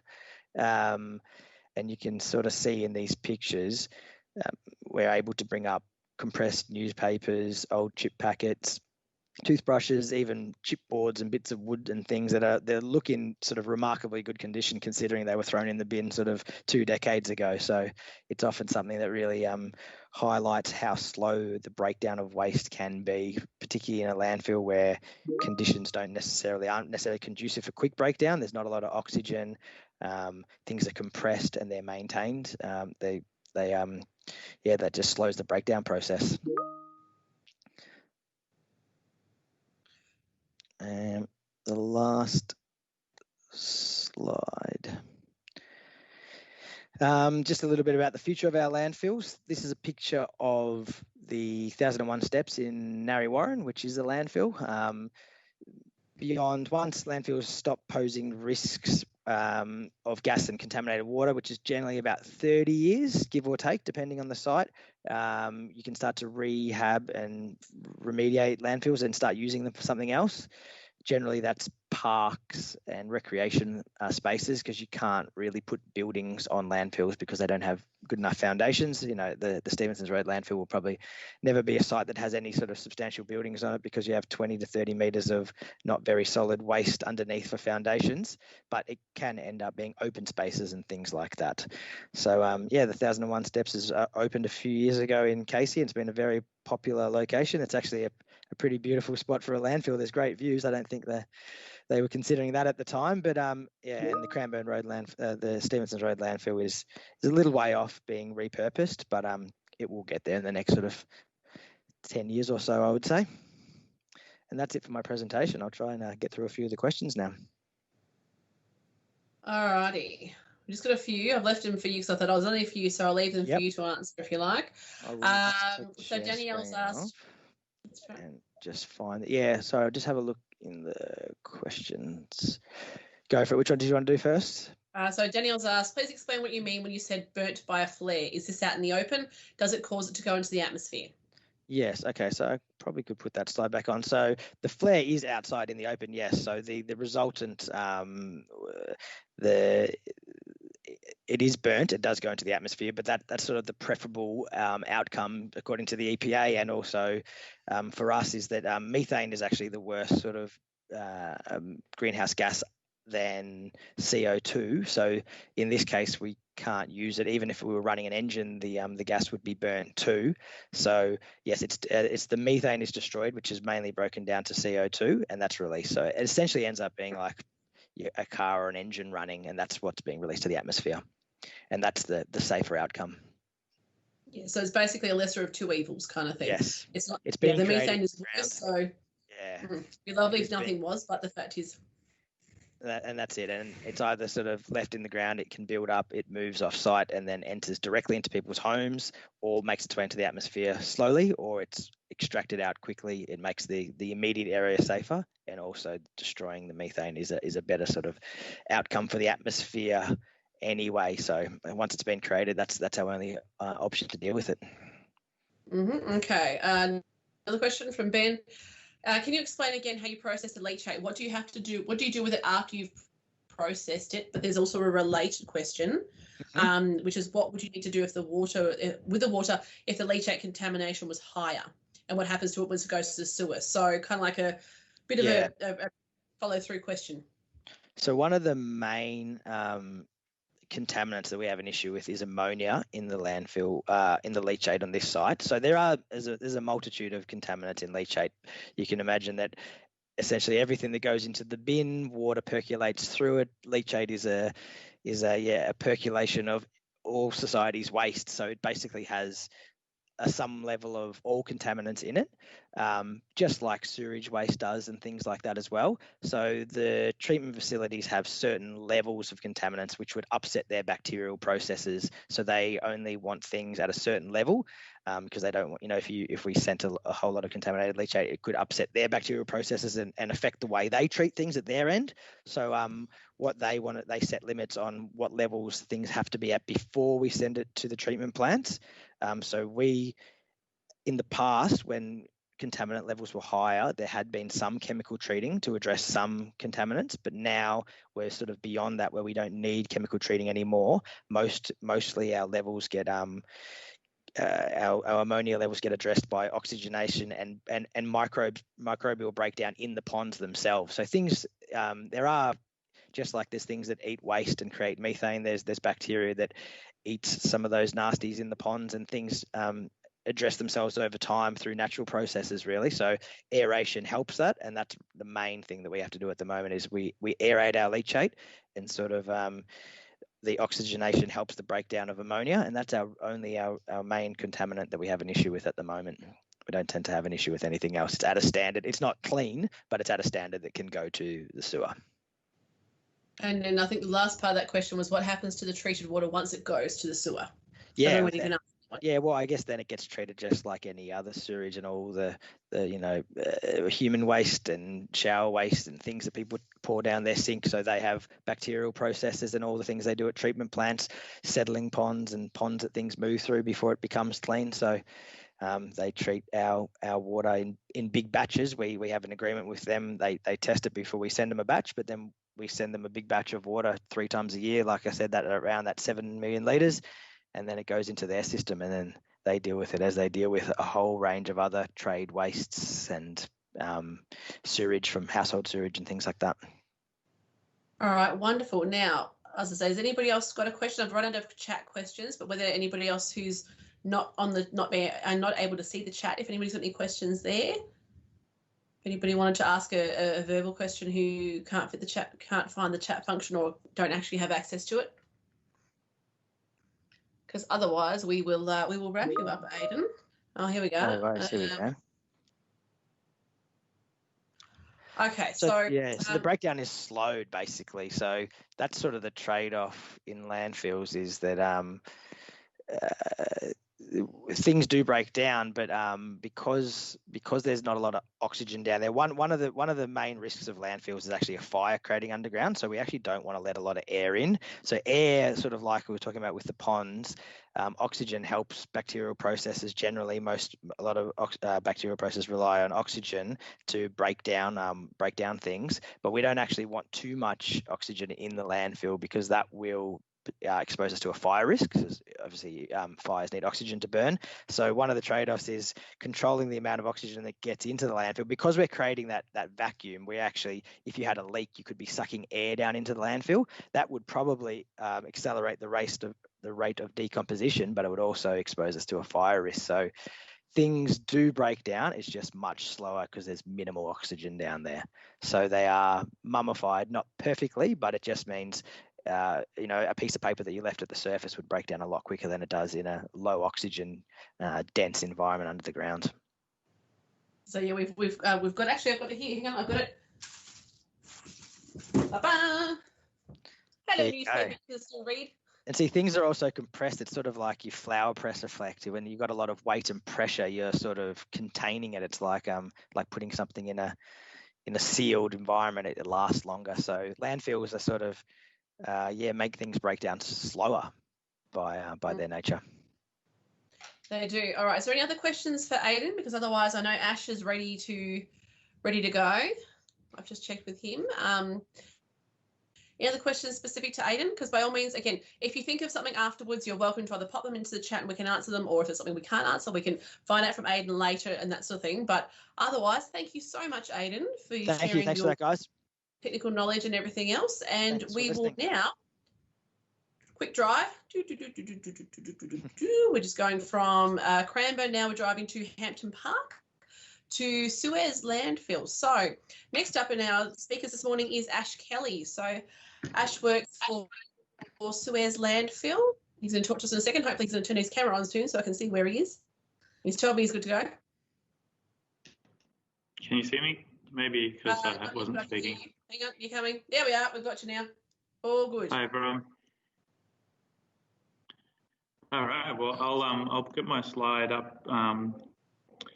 There's some great presentations today about how we avoid things making it to the landfill and turning them into new products, whether that was the organics or recycling plastics. And I think it was right to follow Aidan to his great technical knowledge, and we can show you how we manage an active landfill. So actually, just for a bit of background knowledge, SUEZ manages water and waste, and we do some of these other processes at other sites, but for today's purposes, I'm presenting on the landfill at Hallam Road. So this morning we've covered garden organics and recycling, and I guess what we're trying to do is contain the remnant waste, so the curbside collections that we would all do. So we're taking that general waste there. So for a bit of history of the site, just like some of the others in the presentation today, it was a former quarry. I guess one of the benefits of that is that it's largely pre-dug. So, moving earthworks and all that sort of thing is quite costly. So, this can really help identify a good place for a landfill. And one of the other benefits in this area is that it is the road network. If we're supplying a destination for waste from multiple councils, it's quite accessible with the different highways that intersect in this area. So originally, this landfill was commissioned in 1997 and provided a planning permit until 2040, including the EPA licensing, and currently we're servicing 11 councils. So that means that, yes. Sorry, can I just interrupt you? Are you talking at the moment, or are you showing a presentation? Because at the moment, if you're showing a presentation, we aren't seeing it. Yeah. One sec. I wasn't sure if you were talking to a presentation that we weren't seeing. There, should that be fixed? Does that come up there? Now. Yeah, we got it now. So just this was the waste that I was speaking to, and this is the history of the landfill that I was speaking to, but you haven't missed anything with those slides there. Yeah, as the City of Casey just presented as well, we also have houses located in close proximity to our landfill, so we really have to be on top of our game. Unlike the previous presentation, we're a more modern landfill, so we have lined cells containing the waste. So they're engineered for this purpose. You can see that this is a cell here with the black lining, and these green areas, they would be cap cells.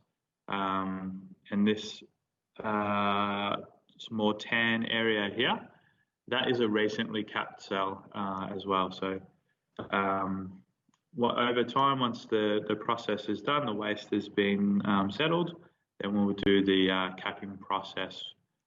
Like you just saw, the 1001 steps has been turned into public space again. So yeah, just like we was mentioning before, we're really the last option for waste. I guess everyone in the industry would prefer to see it be repurposed or recycled, but we're at the disposal end of this waste hierarchy.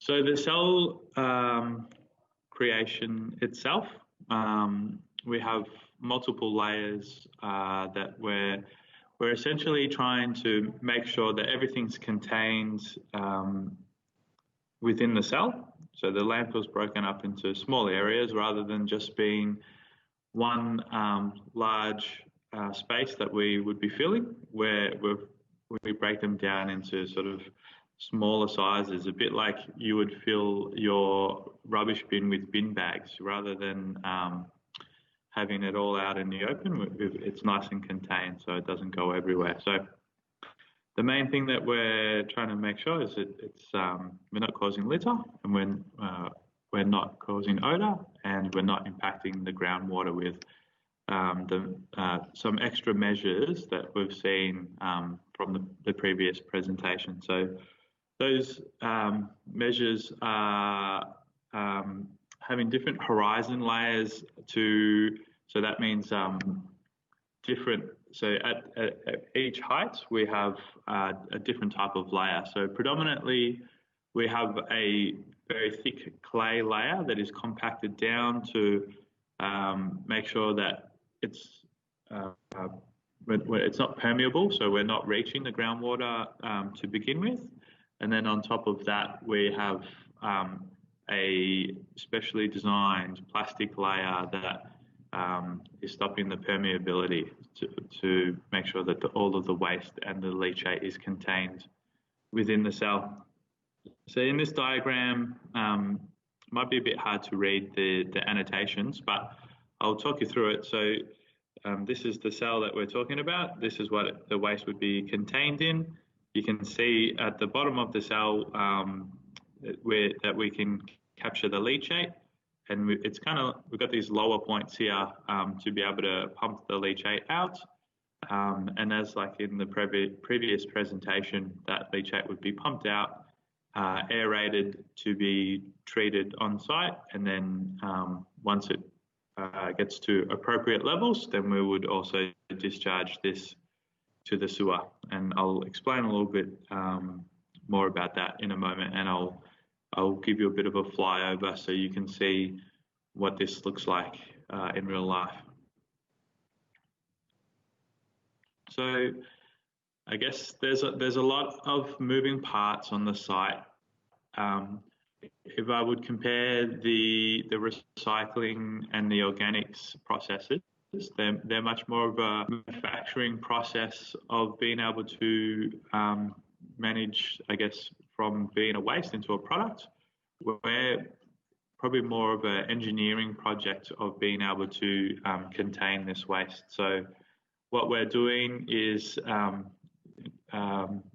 monitoring the site's movements, doing regular site surveys. We do that utilizing a drone.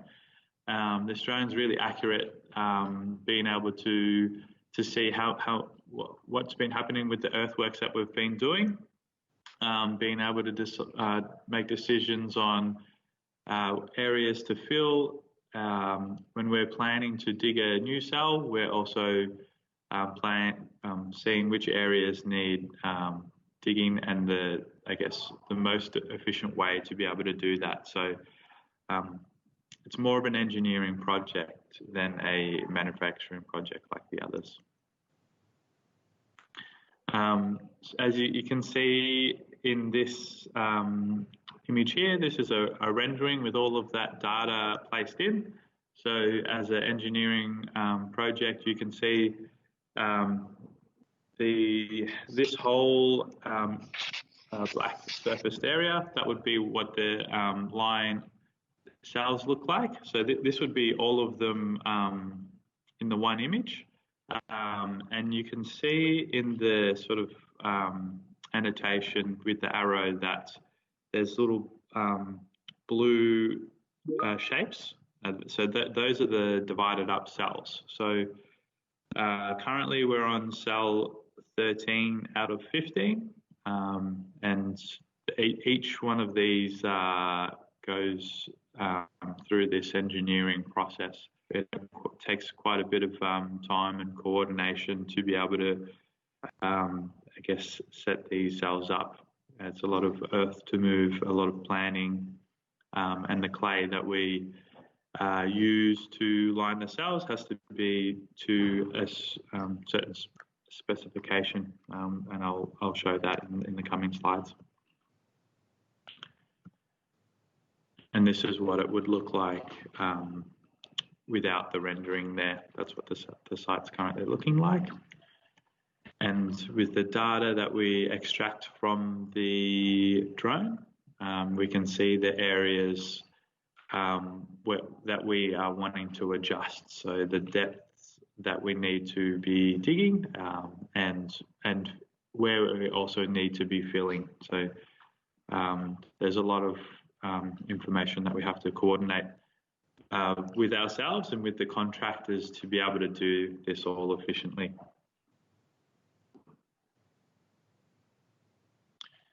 Okay, so I'm going to take you through the construction of the cell that we are currently filling.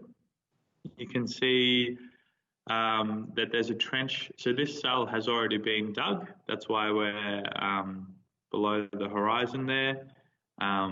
We've got equipment working all over the site, and we've got a trench that has been run along the bottom of the cell. So that trench is actually pumping the groundwater away from the bottom of the cell during the construction process. And once we get to a certain sort of filling density, the density of the waste mass itself will actually sort of help keep the groundwater away as well. A bit like when you push on the sort of when you're at the beach and you push on the sand and you can see the water disperse. It's a little bit of a similar mechanism as that, but we will continue sort of pumping the groundwater away until that point. But this is what will be occurring on top of this mass. So we will have clay imported from different infrastructure projects around Victoria. It has to be, I guess, the right specification. So we will do testing at those sites, and then we'll do testing at our site once the clay is imported. So this site, we got 65,000 cubic meters of clay, which is the equivalent of 26 Olympic-sized swimming pools worth. And the purpose of this is to, I guess, making sure that we're not reaching the ground water level. So by laying and compacting the clay, then we're avoiding that permeability. So if it's not too dry where it's got cracks and not too wet where it will absorb the moisture, then clay is quite a really good material for helping achieve this. So in this image, you can see that the clay is now starting to get lined within the cell. You can see the clay gets delivered on these trucks, pushed out and then compacted. And then in this left corner over here, this is in that diagram that we had earlier with the lower horizon. That's the area that would be able to help pump the leachate out. So it flows towards that, bit like a bath plug. So for all of these, for the whole process along the way, we get third-party auditors to make sure that we are compliant, because the guidelines that we work to are within the best practice environmental management guidelines. We've got to make sure that we're meeting those specifications. So these auditors are professionals in that field, and they'll make sure that that clay that we've laid is reaching the optimum moisture content, which means that it's not too dry or too wet, as we were mentioning earlier. And they'll do this using a probe that you can see in this image here, that will give a reading of the moisture level in the clay, and it will also give they'll also take it back to the lab and run a sort of manual test on it to see how the moisture content. So they'll sort of run liquid through it just to see, to make sure that we've done it to spec at scale on the site. And then once that's approved, then we can go to the next step and start laying the plastic, which I'll show you on the coming slide. So you can see in this image here, the clay has been laid. It's smooth and compacted. It's passed all of the tests. We need to start getting in the plastic lining. So this is to make sure the cell is completely containing the waste. The material is made to the spec of the best practice environmental management guidelines that we mentioned. And the manufacturers for this high quality plastic, we cannot get in Australia because the spec is so high. So we get that imported from Spain, and then it'll get tested there, and it will get tested again when it's here. and it gets tested when it's laid out as well to make sure that there's no gaps in the plastic. So the plastic actually gets all welded together, and they test the welds by pumping air into the seam, and then that way, if the air pressure remains strong, then we know that there's no gaps. Otherwise, the air would be leaking and the pressure would be going down. And then there's after the plastic, there's actually some cushioning layers that go on top, and it's called drainage composite, and geotextile, more technical terms, but essentially they're they're a thin layer, but they're a substitute for further clay. So even with a thin layer, it is a really dense sort of clay type layer substitute. So from this, I've just included this picture here as a bit of scope and scale to see how big the actual cell is. So this is just from standing on the cell's edge, and so that we call the available space in the landfill cell airspace. So this cell 13 that we're filling now that it's all been lined has 860,000 cubic meters of airspace, which is the equivalent of 344 Olympic-sized swimming pools. So here you can see the cell completely lined. We've got the clay layer down, we've got the plastic layer down, we've got the geocomposite down, and you can see in this picture we've started to put down a rock base.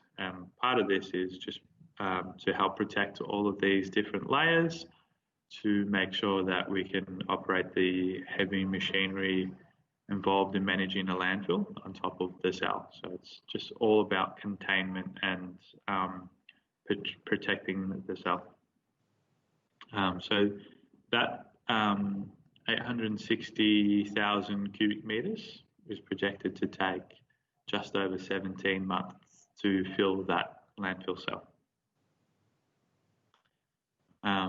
And once all of these protective layers have been completed, it'll get audited, and then we will get permission to be able to start taking waste within the cell. And at this site, we average roughly around 2,000 tonnes per day. So as a part of containing the waste, we also have to manage the processes involved, and as the waste breaks down over time. So the waste in the cell will begin to break down from, I guess, the microorganisms digesting it. Bit like us, without their digestive system, they're producing gas, much like we do. So we lay a network of pipes or wells that we will drill into the waste mass itself, and they'll be under vacuum, much like what we just heard in the last presentation. Unlike the last presentation, we actually put the gas through engines. So we've got 8 engines on site, all helping to extract that gas and I guess utilize it as a resource, and also reduce landfill gas, making it into the atmosphere. When the engines are getting maintained, we also have flares on site. So like the other presentation, they are open flares. So much like a Bunsen burner, we're putting the gas through there to reduce the amount of methane being able to go into the atmosphere, because as as a greenhouse gas, methane is about 24, 25 times worse than carbon dioxide. And by burning the methane, it reduces it into carbon dioxide during that process. So this is just a bit of a diagram showing that I just mentioned that we had pipes and wells within the cells to make sure that they are extracting the gas. These green pipes in the diagram here are feeding through to the engines, and then they are feeding into the grid. So it's into the grid, it would be roughly around 10,000 homes worth of power. So as an active landfill, we also have to do a lot of monitoring. We've probably covered this in the previous presentation, but weather plays a large part in managing the landfill. So we will want to know if it's going to be raining, because we need to make sure that we're not causing any clay or dust or anything to get on the roads. We also want to make sure that we understand the wind direction to manage the litter nets. So we have adjustable mechanisms on site to make sure that we've got equipment downwind to capture any litter so it doesn't swirl around and get off site. That's one of our key focuses. So and then in planning all this, understanding, I guess, the weather and also climate.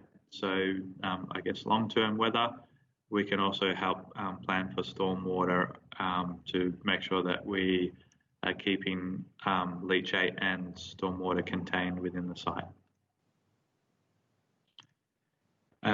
So our leachate management process is very similar to the City of Casey, where we have ponds on site where the leachate is directed. We aerate that leachate to then reduce the ammonia.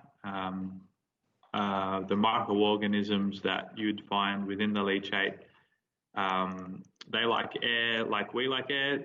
It's a oxygen-rich environment, helps them thrive. So the more aeration that we can do, the greater the quicker that we can help reduce that ammonia. And then once that is treated on site, we'll get the water authority to monitor the leachate, and then they'll confirm that we're allowed to discharge that, and then that will get discharged to the sewer, where it'll then get treated further at the Eastern Treatment Plant. So I just wanted to also, I have a video that we'd be able to do a flyover through. We've got a few still images in that one. I thought this would be beneficial for everyone else there.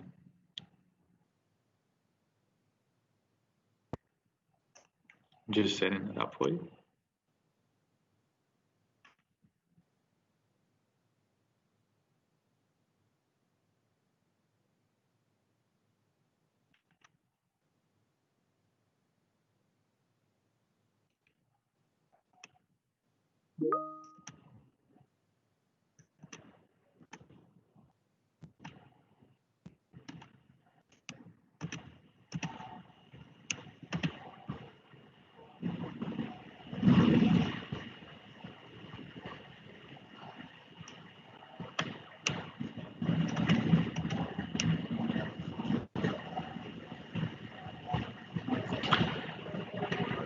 I'm having trouble loading the video up, so what I might do is I can share it with Abby and give everybody a bit further to another time. Yeah, that's fine. I can always send it around to everybody anyway. Thanks, Abby. All righty. So thanks, Ash. We've got a long list of questions here. I've got a very long answer sitting on one that I just need to finish. Okay, so questions for Ash as I zoom my way up here. So that's fine. That's been answered. That's been answered. How do you decide how deep to dig? So the BEPM and the licensing conditions would determine the depth that we're allowed to dig. And so there's a further question: why can't you dig deeper? So what's the reason? Why is it that for BEPM and everything like that you can't dig deeper? I guess geology will start to play a part then as well. And like in the last presentation, if you start to hit rock, there's also limitations that I guess the lower that you go, the harder the ground gets. So, and we don't want to also start impacting groundwater as well. Alrighty, right. I've plunked my big answer in there now, so I can concentrate more. Oh yes, good point. How long does it take to fill a cell? So all the cells are different sizes because I guess the way we have to plan out the site. But the current cell that we are filling is just over 17 months, so about a year and a half. And so during that time while we're filling that cell, then we'll start preparing the next one and the following one. So we're on cell 13 out of 15. Okay, so good question there. Where are we? That's fine. That one's okay. So I want someone a clarification about the powering. Is it powering? So the site, the electricity generated, is it powering 10,000 homes a year, or what's the? I think they're trying to get heads around that. I wasn't clear. I should update that per year. Okay. What would happen if we had no organic matter in landfills? What kind of contaminants would we get from non-organic stuff? So plastic breaks down to smaller plastic. It isn't somewhat organic as it made from carbon. It doesn't count so much as an organic anymore once you've turned it into plastic. But what sort of contaminants would you get from non-organic stuff? If you took the food, basically if you took the food waste out and the organics out, what other potential contaminants are there that are going to end up in, say, the leachate or whichever? Okay, I see what you're saying. I guess it's like we were saying in the last presentation, it's whatever you've put in your bin at home. So the cell is containing that. The stormwater or the leachate that flows through it is picking up those contaminants. So it's much like what you would find in your bin at home, but just at a grander scale. I hope that helps answer the question. I think one thing with organic matter, then that does help create more further gas. But if we were able to reduce that, then we would probably be able to help reduce gas as well. And so just adding to that as well, I suppose, Leisure, the other thing to consider is that a lot of people put things in their rubbish bins that shouldn't go into their rubbish bins. So things like batteries, which tend to corrode over time and release whatever nasties are in them. People put all manner of cleaning products, things that they've cleaned out the shed and all those sorts of things, which most of those have alternative places to go to. So a lot of chemicals and everything can be going to the Detox Your Home program, which is like a mobile little thing, pop-ups, once a month sort of in different places. That's the sort of place for those and not in your rubbish bin. Same with batteries. So batteries can go to Aldi for recycling. They can go to Officeworks for recycling. So things like that. So if you can keep those out of your rubbish bin, then those things aren't going into the landfill, aren't potentially then corroding or being broken and then releasing into that leachate to have to be treated further down the track. So it'd be ideal if everything actually went to the right place where it should be recycled or taken care of. Now I've got another question. Is it possible to add more microorganisms to treat the leachate water? So we can dose the leachate with sort of, I guess, things that it's a bit like I was explaining it to somebody the other day, that if you pictured the leachate as your gut, then we can dose it with a sort of probiotic that helps the good bacteria to break down the leachate over time. So there are things that stimulate the microorganisms and I guess they populate even further the more we aerate, because they have that oxygen-rich environment. So yes, it does. Yeah, no, that's okay. All right, cool. Now, the other question I will ask, because I know everybody always asks this every time we run a tour through your site, is how long do you think it will be until the site is filled up?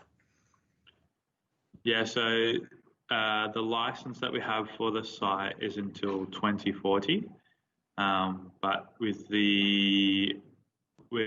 that, we're approaching the final 2 cells, so I guess we're on track for a lot sooner than that. Mm-hmm. Okay, so yeah, so depending on how much waste is going in, if everybody reduced the amount of waste they produce, and a lot of people are now putting their organics into their food and garden waste bin, hopefully they might extend the life of it a little bit longer. But otherwise, yes, it will be closed much sooner. All right, wonderful. Now, just looking at the time, has anybody else got a verbal question?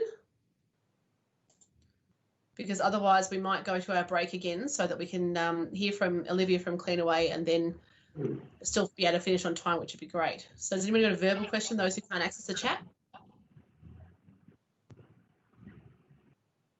Nope. All right. Well, thank you, Ash. Again, if you've got any questions, you can always ask us afterwards. Thank you, Ash. Thank you very much for that. Very interesting. Thanks for having me. Questions asked. So it's 12:08. So if we can be back by 12:13, so you got another 5-minute break for a quick duck to the loo, go get another cup of tea, go get a snack or whichever, and we'll be back by 12:13. So we're still on track to be finishing at 1. But yeah, if everyone wants to take a quick break, we can do that, and then we will be back in 5 minutes. So 12:13. I'll see you all in 5 minutes. Hey, everybody, and hopefully everybody's come back again. You've got a minute or so longer. So our other wonderful person who was tuning into this session is Olivia from Cleanaway. So, Olivia, are you around? Are you ready to turn on screens and everything else? Yes, I'm ready to go. Excellent.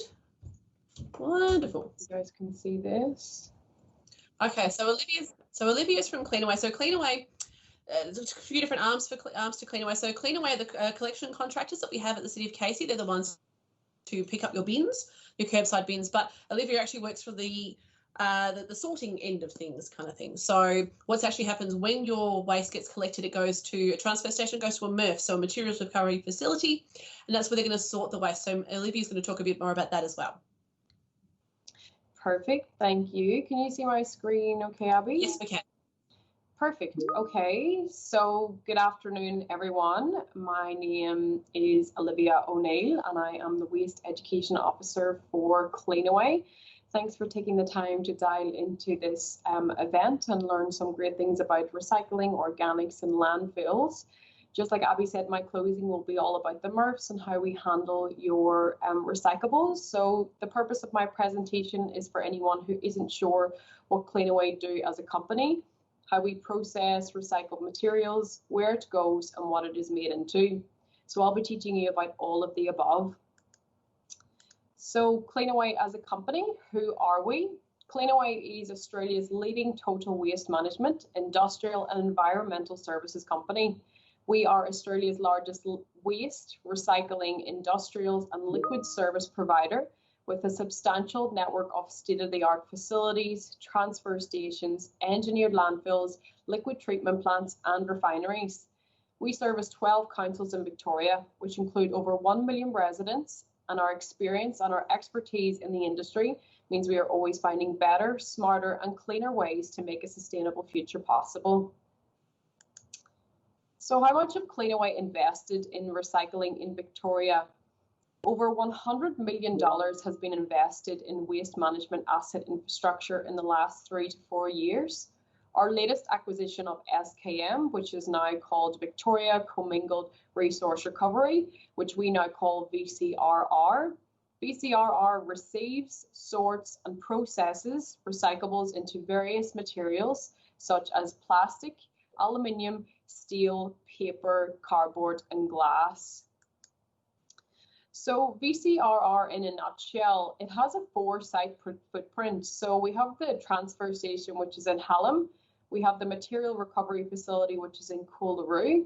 We have the material recovery facility and the plastic recovery facility in Laverton North.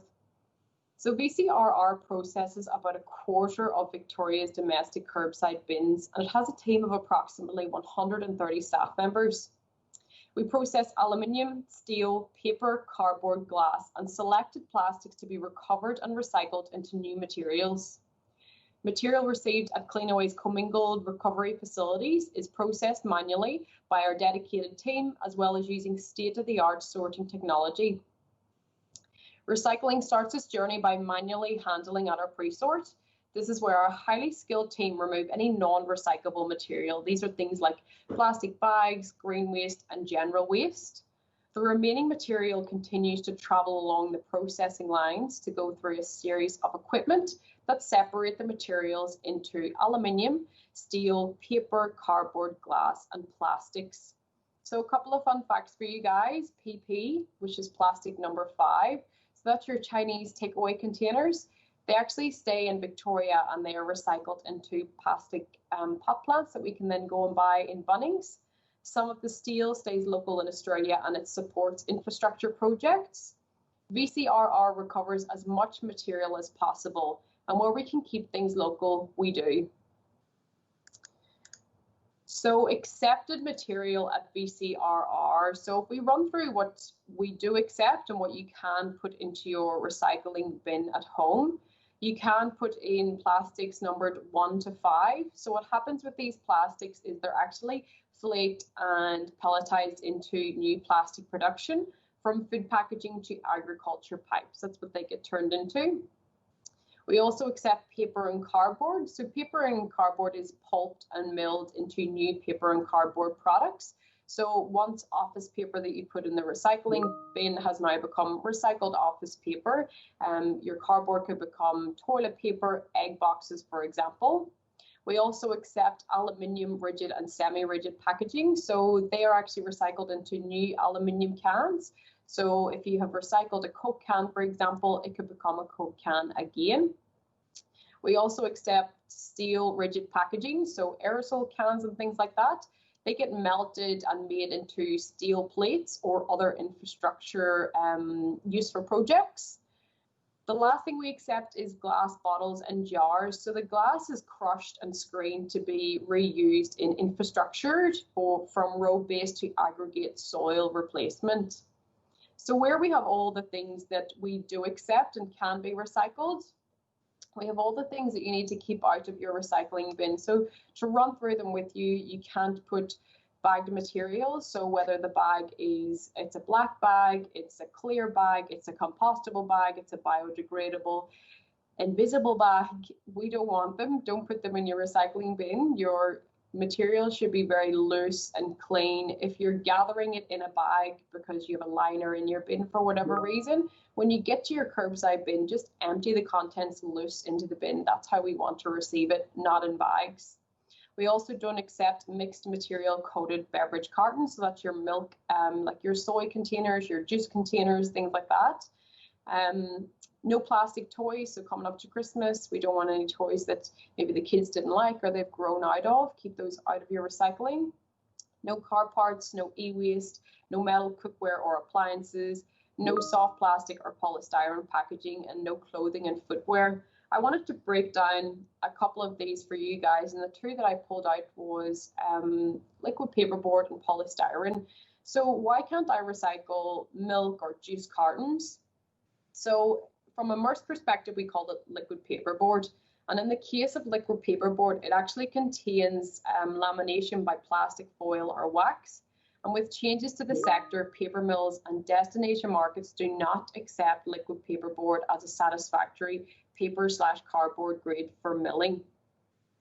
Polystyrene is another one that I see very, very often. And the reason we cannot recycle polystyrene is it's not suited to domestic curbside recycling bins, as it may crumble. As we all know, polystyrene, as soon as you touch it, it nearly just starts to become airborne. And once it comes to the MRF, it will start littering nearby creeks and sewage systems, as well as contaminating other clean streams. When you think of polystyrene, it nearly sticks to everything. As soon as you touch it, it sticks to your hands, sticks to your hair, sticks to surrounding things. And that's what it would end up doing to all the good material that we want to recycle. And there's also no viable end markets for polystyrene. So there's two of the no's and breaking them down. But it's very easy to focus on all the things that you can't recycle. But if you think on a day-to-day basis, the amount of cardboard, paper, plastics, glass, aluminium and steel that we have in our house, you'll actually be surprised. I know myself, my recycling bin is full every week. So it's just all about finding out what you can and what you can't, and ensuring that you are maximizing what you can recycle. So let's follow what happens to your recyclables. So you put your recycling bin on the nature strip to be picked up. If we go from point 1, we have the recycling curbside bins are collected by our drivers. Our recycling trucks transport the recyclables to BCRR Hallam Transfer Station, where the truck tips the collected content to start the recycling journey. Point number 2 is recycling material is transported to Coolaroo Material Recovery Facility to commence the recycling process. The first stop is a pre-sort. This is where non-recyclable materials are pulled out by hand. So in one of the previous slides, you guys might have seen the conveyor belts and people standing at them and pulling things out of them. This is the stage, this is the pre-sort. This is where all the bad contaminations are pulled out, the visible garbage bags, the visible e-waste, anything big and bulky that's not light and clean like recyclables should be. This is where they're removed. Point number 4 is recyclables are sorted via various machines, including optical sorters, vibration screens, magnets, and EDI currents. Recyclables are now sorted into plastic, aluminium, steel, paper, and cardboard. Point number 5 is all commodities except glass are baled and prepared for transport. Glass is crushed and screened for infrastructure use, and all commodities are sent to various outlets to be repurposed or further processed to be made into new products, which we can purchase and use again. So this is in turn closing the loop on recycling. So what do my recyclables become? So just to break it down a bit further and make it as simple as possible, if we take, for example, the cardboard boxes, the paper, the egg boxes that you place in your recycling bin, they will actually be recycled and they will become recycled paper, recycled cardboard, and toilet paper, for example. So you're essentially getting what you're going to put in. It would just be a recycled version of it. If we move on to plastics, so the plastics numbered 1 to 5 that you've placed in your recycling bin, they become plastic bottles, raincoats, plastic pipes, and black pot plants. Then we have your aluminium and steel. So you place that in your recycling bin and it will become tuna cans and soft drink cans again. And then we have glass. So the glass bottles and jars that you place in your recycling bin become road based to aggregate soil replacement. So they're just really nice snapshots for you to understand that all your hard work is paying off and we do fantastic things with your recyclables. And where we have all the great things that we do with your recyclables, there's the other side of it, which is the dreaded contamination. And unfortunately, we can't stick our heads in the sand and pretend it's not happening. It's a huge problem, and we all have to work together to clean our recycling streams up. And I'm going to teach you today how you can contribute and how you can help. So contamination as a whole, what is it? So contamination is actually non-recyclable material in the recycling bin. For example, this might be things like grass clippings, bags of waste, plastic bottles with liquid still inside it. And people might always ask, like, why does this matter? It will get pulled out later on down the line. Someone on the conveyor belt will take it out. Some machine will sort it. It's actually very important to put the right thing in the right bin to keep people safe, to eliminate fire risk, and to recycle as much as possible. A few examples of contaminating is I would like to recycle my car battery. I've placed it in my recycling bin. This way it's going to get recycled. That's actually incorrect. Car batteries can ignite, and when they're surrounded by paper and plastic, they can create a dangerous fire with toxic fumes. If you would like to dispose of a car battery, you can drop them off for free at local transfer stations. Another example of contamination is I do not have a food and garden waste bin, so I'm going to empty my more contents in the blue bin. This way it'll get turned into mulch. This is incorrect. Organic material soils the paper and cardboard in the recycling bin, turning your neighbour's bin's recycling to landfill. So if you can imagine getting your more contents, whether it be grass clipping, and if you were to compact it or push it up against paper and cardboard, it would become soiled and soggy. And that's essentially what happens when it goes into the truck and the truck is pushing the contents to put as many bins into the truck as possible. And especially with recycling, because it can be very airy, it's important to compact it. As you compact organic material with good material, it destroys the surrounding good material. So let's look at some examples of what contamination looks like at BCRR. And keep in mind, all of this stuff gets sorted by our manual sorters. So this is people's job, to stand at conveyor belts all day long and sort out the waste that people have put in their recycling bin purely because they might know that it doesn't belong there. Maybe they do know and they're just lazy. Whatever the case may be, later on down the line, someone has to deal with it. It doesn't vanish off the face of the earth like some people just, as soon as the bin gets picked up, it's not my problem. Someone else will look after it. So simply put, recycling is contaminated when the wrong items are placed in your recycling bin. So what you see in front of you is real life photos of contamination at BCRR from KC curbside bins. In the first photo, you can see the contamination is black plastics and soiled materials. Photo number 2, we have soft plastics, we have rubbish bags, we have liquids, and we have liquid paperboard. Photo number 3, we have polystyrene, we have glass fines, we have soiled materials and soft plastics. And photo number 4 has green waste, soiled materials and soft plastics. Photo number 5 has fabrics and nappies. And the final photo contains soft plastics, shredded paper and bagged material. So all of the mentioned materials belong in other waste streams, such as REPLAS, as we discussed previously, for your soft plastics. Your garden waste would take your organic material, and your general waste bin at home would have to take the remaining. So how can you do your bit? So my top 3 tips for KC residents are no general waste or rubbish in your recycling bin. So as we're getting out and about now with restrictions easing, we mightn't be producing as much waste as what we were when we were in full lockdown, but it's important to remember that rubbish never belongs in your recycling bin, no matter how much you're producing of rubbish. Never think my bin's too full, my rubbish bin's too full, I'll just put this extra bag in my recycling bin, it will get sorted. Contact your council. There's plenty of options in your surrounding area to dispose of rubbish safely without contaminating a clean waste stream. Second tip is people actually hand sort every single thing you put in your recycling bin. We have 130 people working at BCRR purely to sort what you put in your bin every fortnight. Everything should be light, clean and safe to handle. Safety is my last point. So anything sharp, heavy or hazardous does not belong in your recycling bin. The major challenge with curbside recycling is contamination.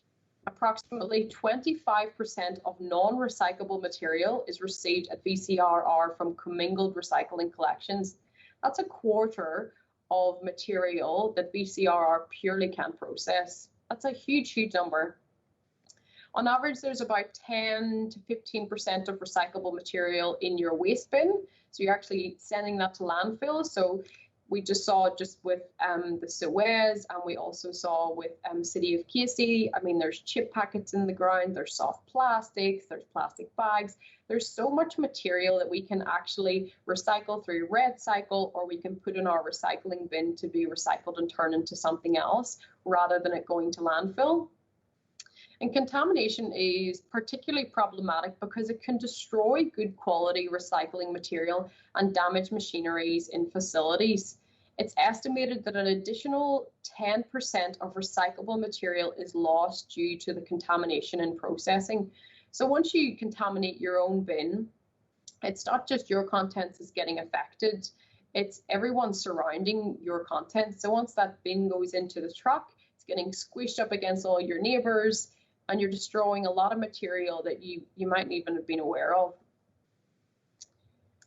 So what can you do to recycle more and reduce waste to landfill? It's as simple as placing the right item in the right bin. Follow waste guides which are available to you on your council websites, or contact your council to get hard copies. Go out and find some information, educate yourself. There's so much that I mightn't even know that you mightn't know, to find out how you can dispose of batteries safely. Where do you go to drop off green waste if you don't have a green waste bin? There's lots of things that we can do that at our fingertips, and it just takes 5 minutes to find out. And it would make a huge difference to you and a huge difference to people like me that are behind MRFs. A second point is, do not bag any recyclable material. It's just a no-go. Everything should be light and free and not bagged up. If you need to bag up your material for whatever reason, when you get to your curbside bin, empty the bag out. And I'm talking Woolworths bags, Coles bags, black bags, clear bags, decompostable, biodegradable, them all. We don't want them. Just have everything very loose, clean. That's the way we want it. And the last point is, remove any food or liquids from your recycling. So you have a milk bottle, for example, empty the milk bottle, a quick bit of water, swish it around and pour it out, and that milk bottle is ready to be recycled. When you have takeaway containers, you got noodles on Saturday night or whatever you got, take that container, rinse it underwater for 2 seconds, and it's ready to be recycled. Same with tuna cans, dog food cans, quickly rinse them out and they're ready to be recycled. It takes 2 seconds, and you can be putting out your recycling bin feeling all proud that you know that everything in your bin is going to be recycled because you followed all the steps. But moving forward, we are working very hard with Casey Council and residents to minimise contamination and improve the qualities of recyclables collected. I hope this cleared up some questions you had around recyclables, and thank you for taking the time to listen.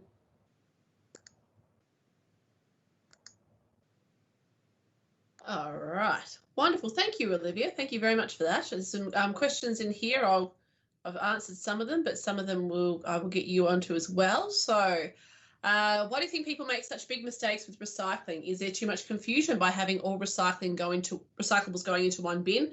Is there a better way? I think the confusion stems from, as a state, we don't have set rules. This can be recycled no matter where you live, no matter what suburb, no matter what council you come under. Everyone's kind of got their own little interpretations, and some places take Tetra Pak, some places take polystyrene. There's lots of confusion, and we can't expect everyone to be experts. I don't think that if we were to separate it and have a set cardboard bin, a set this bin, that it would immediately fix the problem. There would still be people that contaminate and that don't want to educate, that might know where to find the resources. There's always going to be contamination, but at the end of the day, education is the key. It's going out to schools, it's dialing into events like this. You've taken the first step to watch an event like this, to educate yourself. Look, there's always going to be contamination. I don't think separating it into all different types of bins will completely make it go away. It won't. It might help. But the way we are now, it can definitely get better. That's 100% for sure. We can do a lot better.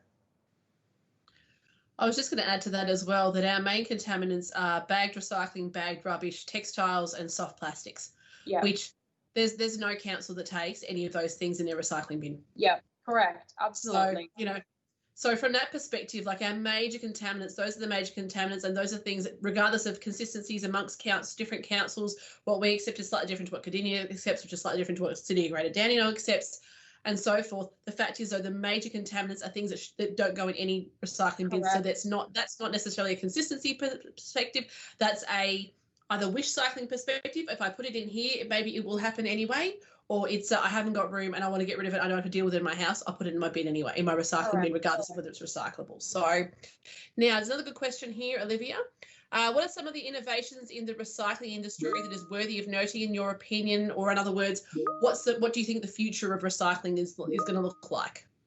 The future of recycling, well, container deposit scheme, I think is admirable for Victoria. I think that's fantastic that that's coming about in the next few years. I feel like we have a long way to go as a country in Australia when it comes to recycling and how we handle it internally, especially with the China sword and we can't export it anymore. I think that's a really good thing that we're nearly being forced to handle our own waste, our own recyclables. I think this is just the start of it. So having a recycling bin, for now, we will look back at and say, wow, to think we just had the one bin or we just had the one resource. There will be so many container deposit schemes, free drop-offs. I think everything will be so much more easier and so much more at your fingertips and in your face that it will be literally their last resource to put something in the bin to go to landfill. Because right now I feel like it's such an easy, everyone's general waste bin is full and that's standard. That's just standard. Everyone's general waste bin is full. I feel like it will just become it'll be like throwing out litter out the window when you're driving. Having a full general waste bin, I think it will be looked down upon, and it should be. We should be recycling as much as possible. That's where I see it going. I'll just add to that. So the fourth bin, the glass bin, is coming in. I think it's 2023, but don't quote me on that one. It is coming, and that is a process that's happening as well, because glass tends to contaminate everything else, and it's quite hard to retrieve otherwise. So that will be coming for Casey soon. So there will be a little bit of separation of the stream as well. But for the most part, yes, we will otherwise be continuing with the co-mingled. Yeah. All righty. Hang on a second. That's fine. I'm just checking through the questions. Rinsing part. No, that's okay. We've answered that. Peanut packing material. I was just answering that one now. But like the foam peanuts. So some of them dissolve. But if not, depending on if they are polystyrene, Monash Council has a polystyrene smushing machine. So polystyrene can't go into your curbside bin, whether, hang on, I have sand. Whether it looks like this kind of stuff that we traditionally associate with polystyrene, or even these. So these are polystyrene too, like your little yogurt containers, like it might come like in a set of 4 or 6. Those are actually also polystyrene. They're just not expanded, but either way, they don't go into your curbside bin. So the expanded polystyrene can, the closest one is Monash Transfer Station has a polystyrene swooshing machine. So if you had a lot of it, you could take it there. But in general, though, polystyrene doesn't go anywhere near your recycling bin. If you're not going to take it to Monash Council, it goes in your rubbish bin. Even the little beads, I'm seeing them a lot. And now that we're coming up to Christmas and people getting bean bags and gifts and whatever it might be, there's tiny little beads. They, again, just come completely airborne. Can't capture them, can't recycle them, no end market for them, keep them out of your recycling bin. And where you can, as a consumer, watch what you're purchasing and does it have polystyrene in it, does it come in that packaging? We need to be more self-aware of what we're purchasing and where does it end up once I finish with it. Yeah, so looking at what you're purchasing and actually making sure that what you're purchasing is actually recyclable at the other end, because it's a bit hard when you get to looking at the bin and going, oh, I can't put this into recycling. Yeah. That's not the time to be looking at what it's made from. Yeah. Look at it when you're in the shop. There might be an alternative option you can choose that might be, okay, well, I've got, I could choose this brand or this brand, but this one I can recycle and this one I can't. That might be the difference it makes. It's the same with the milk in the juice cartons with the liquid paper board. You can get milk in glass and plastic form that can be recycled. You can get juice in plastic bottles as well. As consumers, we need to say, I'm not going to get that because I know there's no end destination market for it. It's not going to get recycled. I'm going to go with the plastic, rinse it out and put it in my recycling bin. As consumers, we need to be wired like that. All right. Has anybody else got questions for Olivia? Either in the chat or even verbally for those of you who can't access the chat function.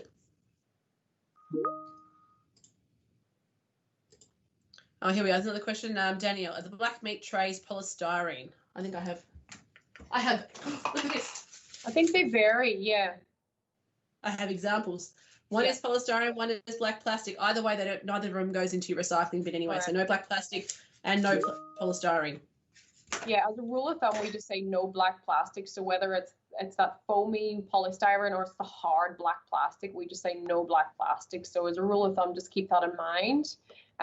When you're buying meat, whatever it is, keep that in mind that's going to end up in your general waste bin at home. Has anybody else got any specific questions for Olivia? Again, we're happy to answer questions afterwards, or if you think of something later, we can always post. I can always send her an email and ask her the question. But has anybody else got any specific questions for Olivia? So we can let her go because she's been I'm here. seeing one here, The whole thing. the rinsing part, does that mean the recyclable bins based on venues where people do not? That's a litter bin question. Oh, yeah. So okay. at the moment, our public place litter bins are not recycled anymore. We used to have them recycled, and this is many moons ago, but because of the drop in the value of recycling, it's not really worth it given the high levels of contamination, because public litter bins, even if we have a recycling bin next to a rubbish bin, they both get filled with anything and everything. I know. And so it's just not worth it. Yeah, anymore. I even see in my shopping centres myself, when I look in the co-mingled, it's just Macca's bags, KFC, and I'm like, no, it's all so wrong. So I can imagine the public bins in parks or wherever will be the exact same. Look, if you are out somewhere and you've got something that's recyclable, the best option is take it home with you and put it into your own recycling bin, because you know it will be recycled then. It's unlikely to be anymore for public place litter bins, because of the contamination, it's just not worth it, and the recycling is not worth enough to justify plucking out those few bits and pieces out of all the rubbish and dog poo and everything else that goes into those bins. Yeah, I agree. All right, has anybody else got any other questions? If not, we will move on, because we've only got about 17 minutes left of our session today. So what I might do then, and by all means you can keep popping your questions in, I'm going to disappear off the questions in a second, because what I'm going to do, give me a second, is share my screen. If we can just let me know when you can see it. All righty, can you see my screen? Putting the right thing in the right bin? Yep, wonderful. Okay, so just a few things we wanted to cover regarding waste recycling in Casey is, in your recycling bin, is something that Olivia's already mentioned. The contents are loose. Do not put plastic bags in there. When we send an email out after the session, we'll include the waste guide, so you've got the up-to-date details, and even better, we're getting developed some PDFs that you'll be able to print and stick next to your bin. So if you've got other people in the house who are like, oh, this is too hard and I won't bother, you'll be able to stick this picture on the bin and going, this is what you can and can't put in there. So I'm excited we're going to have that. Excuse me. Food and garden waste bin, only food waste, garden plant material. It had to have been growing in your garden, or something that was edible to go into that bin. Okay, no pots, no hoses, no garden gnomes, no basketballs, no car batteries, no garden equipment, as we saw in Michael's presentation, no plastic bags, no bagged end of the roast chicken. By all means, tip the end of the roast chicken into it, but not the bag it's in. And garbage bins, obviously, everything that goes there goes to landfill. Now, the image on the bottom of this slide, actually, you might end up seeing it if you keep an eye out. That's actually what is on the side of one of our trucks. So this truck is the truck that I call the wildcard truck, where depending on the day, it could be collecting any of those items, because obviously there are going to be times where, certain trucks are out of action or need servicing. And so this truck, it might be picking up recycling one day, it might be picking up food and garden waste another day, it might be picking up garbage. In any case, the trucks are emptied out and so forth before they collect the next stream. But we do have this wildcard truck, which is kind of cool. So food waste recycling, what can go into your garden waste bin from the food perspective. So you can put meat in, you can put bones in. Now, obviously, those tend to be a little bit stinkier. So by all means, you can pop them in the fridge if you wanted to, in a bag or in a container, or in the freezer if you wanted to, and then wait until the collection day and then pop them in, or the night before, sorry, and pop them in. So you can do it that way, and that's probably an awful lot easier and less smelly. I mean, by all means, compost it at home yourself. That would be the ideal situation. We would love it if everybody was composting their stuff at home. But for some people, it's just not possible. So for those of you who it's not possible, you can put the stuff into your garden waste bin, which is always appreciated, because obviously it's increasing the materials that are going to the garden waste centre, as or to SACYR, as Michael said earlier this morning. At the moment he can't even get enough compostable materials in to make into compost, because the demand is so high, because everybody's at home getting their veggie patch going and all those sorts of things happening. But yes, so you can put it in. A lot of the things that you'll see in this are things that you can't put in your normal home compost. So, you could get rid of like heaps of citrus and onions and garlic, or you can get rid of your cheese, or as I mentioned before, meat, sometimes things that you can't put into your home compost. So for those of you who are composting at home, this might help sort of complement that system for you. So changes to recycling. Now, Olivia did touch on this, but I want to make a bit more of a big deal about it. So it is now only plastics 1 to 5, hard plastics 1 to 5. Up until a year ago, not even that. You could put plastics 1 to 7 in, but now it's just 1 to 5 and no hard plastic. So, because I have samples. I mentioned before about the no black plastic, so there is a lot of meat that's sold on it, but a lot of meat's also sold on either clear plastic, or even if you go to a butcher, there's no plastic. So, or no plastic tray kind of thing. So that's an option to look at as well, but certainly no polystyrene. I also mentioned these little containers. So these are also polystyrene. Can you see what you're, because I can't actually see me holding this up. Can you see these things? Wonderful. Yeah. So these are also polystyrene. These are sort of little containers, these yogurt containers. But the easiest option, because obviously this would have to go, or this and it's 4 friends or 6 friends, would have to go into the rubbish bin. But you could just buy a bigger container and just pop it into your own container. Then you don't have this going to rubbish. And this is plastic 5, polypropylene. So yogurt containers, the bigger ones, tend to be either HDPE, plastic 2, or plastic 5, which is polypropylene. So they're both able to go into your recycling bin. We mentioned as well before, and Olivia touched on it, the milk situation. So choosing the different containers that actually might be able to be recycled. So pop these down before I drop them. These 2 can no longer go into your recycling bin. And to be honest, I've been doing this job for 12 years. We've been telling people for a very long time, even when they could be accepted into your recycling bin, it's better that they don't go in there because they were only ever part recycled, if at all. So if you can avoid these kinds of containers, this is a much better option, because it's a much better option if you can avoid these so that they're not in there in the first place. So from a milk perspective, the HDPE is perfectly recyclable and easily retrieved. And same with PET as well. This is a sort of a new system where some of them have got the clear bottles. But either way, both of those can go into your recycling bin, are easily retrieved and are actually valuable. So these are the 2 most valuable plastics. So they're a better choice. If we want to talk about glass for a milk container, look, glass, it's a bit problematic in that it's only sort of ever really part recycled and some of it's downcycled. And it's also, and it also depends. I mean, if you're going to reuse that bottle, and there are some brands that are offering refillable bottles, then sure, that's a whole other conversation. And yes, glass is probably the best option for that. But as a single-use container, it's probably best to avoid, mainly because it's a lot harder to retrieve and it ends up contaminating everything else. Now, even when we have a separate glass bin, that will improve the recovery of the glass, but it's still incredibly energy intensive to make and to transport. The breakages are high, those sorts of things.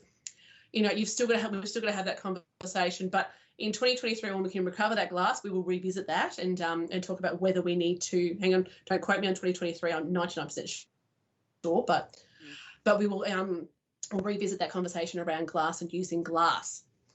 I'm just trying to think if there was anything else I wanted to cover on that. No, that's okay. That was probably our main changes there. You've got the list here of what you don't put in. And look, we are always happy to answer questions. If you want to send us a photo, email us a photo, what's this? How do I recycle it? Can I recycle this?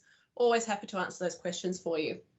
Now, this is coming in soon. So we do have a lot of issue where people are looking at seeing that little chasing arrow triangle and going, it must be recyclable. Something having that chasing arrow triangle and it must be recyclable. And that isn't necessarily the case through curbside. What it means is that it's recyclable somehow, somewhere. That's as much commitment as whacking that little chasing arrow triangle is onto a container or onto some packaging. And it doesn't necessarily mean it goes into curbside, so which makes it quite confusing.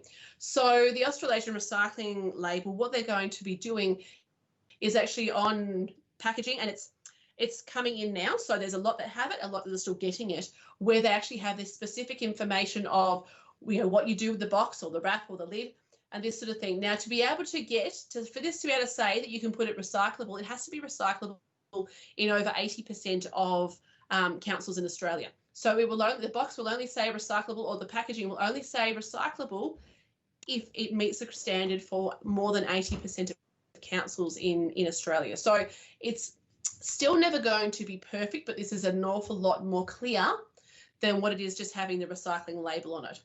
Oh, sorry, the little tracing arrow triangle on it kind of thing. So there's much more information coming out about that as time goes on. And the other thing we wanted to highlight is very much this reduce, reuse, recycle. I know we've talked about, and Olivia's talked about the recycle side of things and how to recycle better. And ideally, yes, we want to improve the recycling, but the best option is actually to reduce in the first place. If we don't buy the things in the first place, then we don't have to worry about what bin they're going into. We don't have to worry about, well, is it recyclable, isn't it? Am I going to put it in here and hope that it is? We don't have that contamination. With recycling, we would much prefer we had better quality recycling and less of it than having all this stuff that we can't use, you know, that they have to sort out, that they have to take out and that kind of thing. The main thing is it's a quality over quantity. It's better with recycling that it's quality rather than quantity, but ideal world, reduce is the most important thing you can do. We are nearly done, and I'm looking at the time. It looks like we will be on time. So just a couple of things from our perspective, Casey Council. So we offer rebates for compost bins and for Bokashi buckets and worm farms, and Cardinia Council will do 50% of spend up to $50. We also both the councils also offer rebates for the purchase of cloth nappies and reusable sanitary products. We do have our waste and recycling guide. So if you go onto the website, and I will send the link out for this, you can there's a PDF copy there, or you can order a hard copy. And otherwise, the website has lots of information, and we also have our Green Living in Casey Facebook group, which has lots of information on it as well. So by all means, if you're not a member of that, jump into that. We will be sending all these links out after the session as well. Otherwise, I'm going to stop sharing. Right, here we are. Otherwise, thank you very much for tuning in. We will be sending out a lot of links and bits and pieces afterwards. We have recorded the session, so once that's all tidied up and looking very pretty, we will send that out to everybody. We'll send the link out to everybody. Sorry. Okay. Otherwise, if there's unless there's any specific questions, and I'm just having a quick look here. What do we do with baking paper? Unless you're buying a certified compostable baking paper that you might want to try putting in your compost bin, it needs to go into the landfill bin. Don't put it into your food and garden waste bin. And also in terms of lids, if we put them inside the bottle, so thank you, Leisha, for that question, because that's actually a really good one. We used to talk about this. So we used to say that you could pop smaller things with bigger things as long as they were like materials. So with plastics, we would suggest you could put your plastic lids inside a bigger bottle, get it through that way. Not anymore, because you can't actually put the bottle in with the lid on in the first place. Putting the lids in just means they're just going to fall out later, kind of thing. The issue is that you get the two different kinds of plastics together, and so then therefore it reduces the value of the plastic. So for example, with this, leaving the lid on is reducing the value of the majority of the plastic here by having this as a contaminant. Okay, it is separatable, but this is much more valuable like this than it is. Sorry, it's more valuable like this than it is with the lid on as well. So even if you put the lids inside the bottle, it's not about getting those lids through anymore. It's about just not having the lids in the first place. So even things like looking at the size of the packaging for plastic that you're buying. So if you're buying single litre ones, could you buy it as a 2? Could you buy it as a 3 litre one, so that then you've only got 1 lid per litre of milk versus 3 lids per litre of milk? Could it be frozen for a while? Do you need the milk at all? Like, there's all those sorts of questions. For those people who are drinking an alternative milk, so like your almond milk, your soy milk, or whichever. Okay, so quite often they come in this sort of a container sometimes. In this, look, it's a bit harder to avoid because you don't generally have the plastic bottles, but what you could also consider is whether you can make those milks yourself, because a lot of them are very simple to make at home, much cheaper, and you can also avoid a lot of the other extra stuff that gets added in as well. Lots of stuff online for that. All right, otherwise, thank you very much, everybody, for tuning in. I hope that you've all learned something and gotten something out of this session. Oh, come on. We would love to see everybody on Friday night. Now that you know all about our waste and recycling, come and join our trivia night. It's going to be lots of fun. We do have a trivia night, and I will be sending the details of that around when I send my email out to everybody. And I will just stick in now, if everybody could, and I'll send this out afterwards too, fill in, go away that for a second. I've got all these things popping up in there. My way, go away. Here we are. If you could fill out our feedback form, we'd much appreciate that as well. As I said, I will send that out afterwards as well. But we do have our event on Friday night, our trivia, waste and recycling trivia night. Lots of good prizes for that, and it's free to attend. And then Thursday night next week, we've got a composting session too. So we'll send all the links out for those afterwards. Otherwise, thank you everybody for tuning in. Thank you for listening. Thank you to all our presenters for giving up their morning, because I know some of them have watched the entire thing.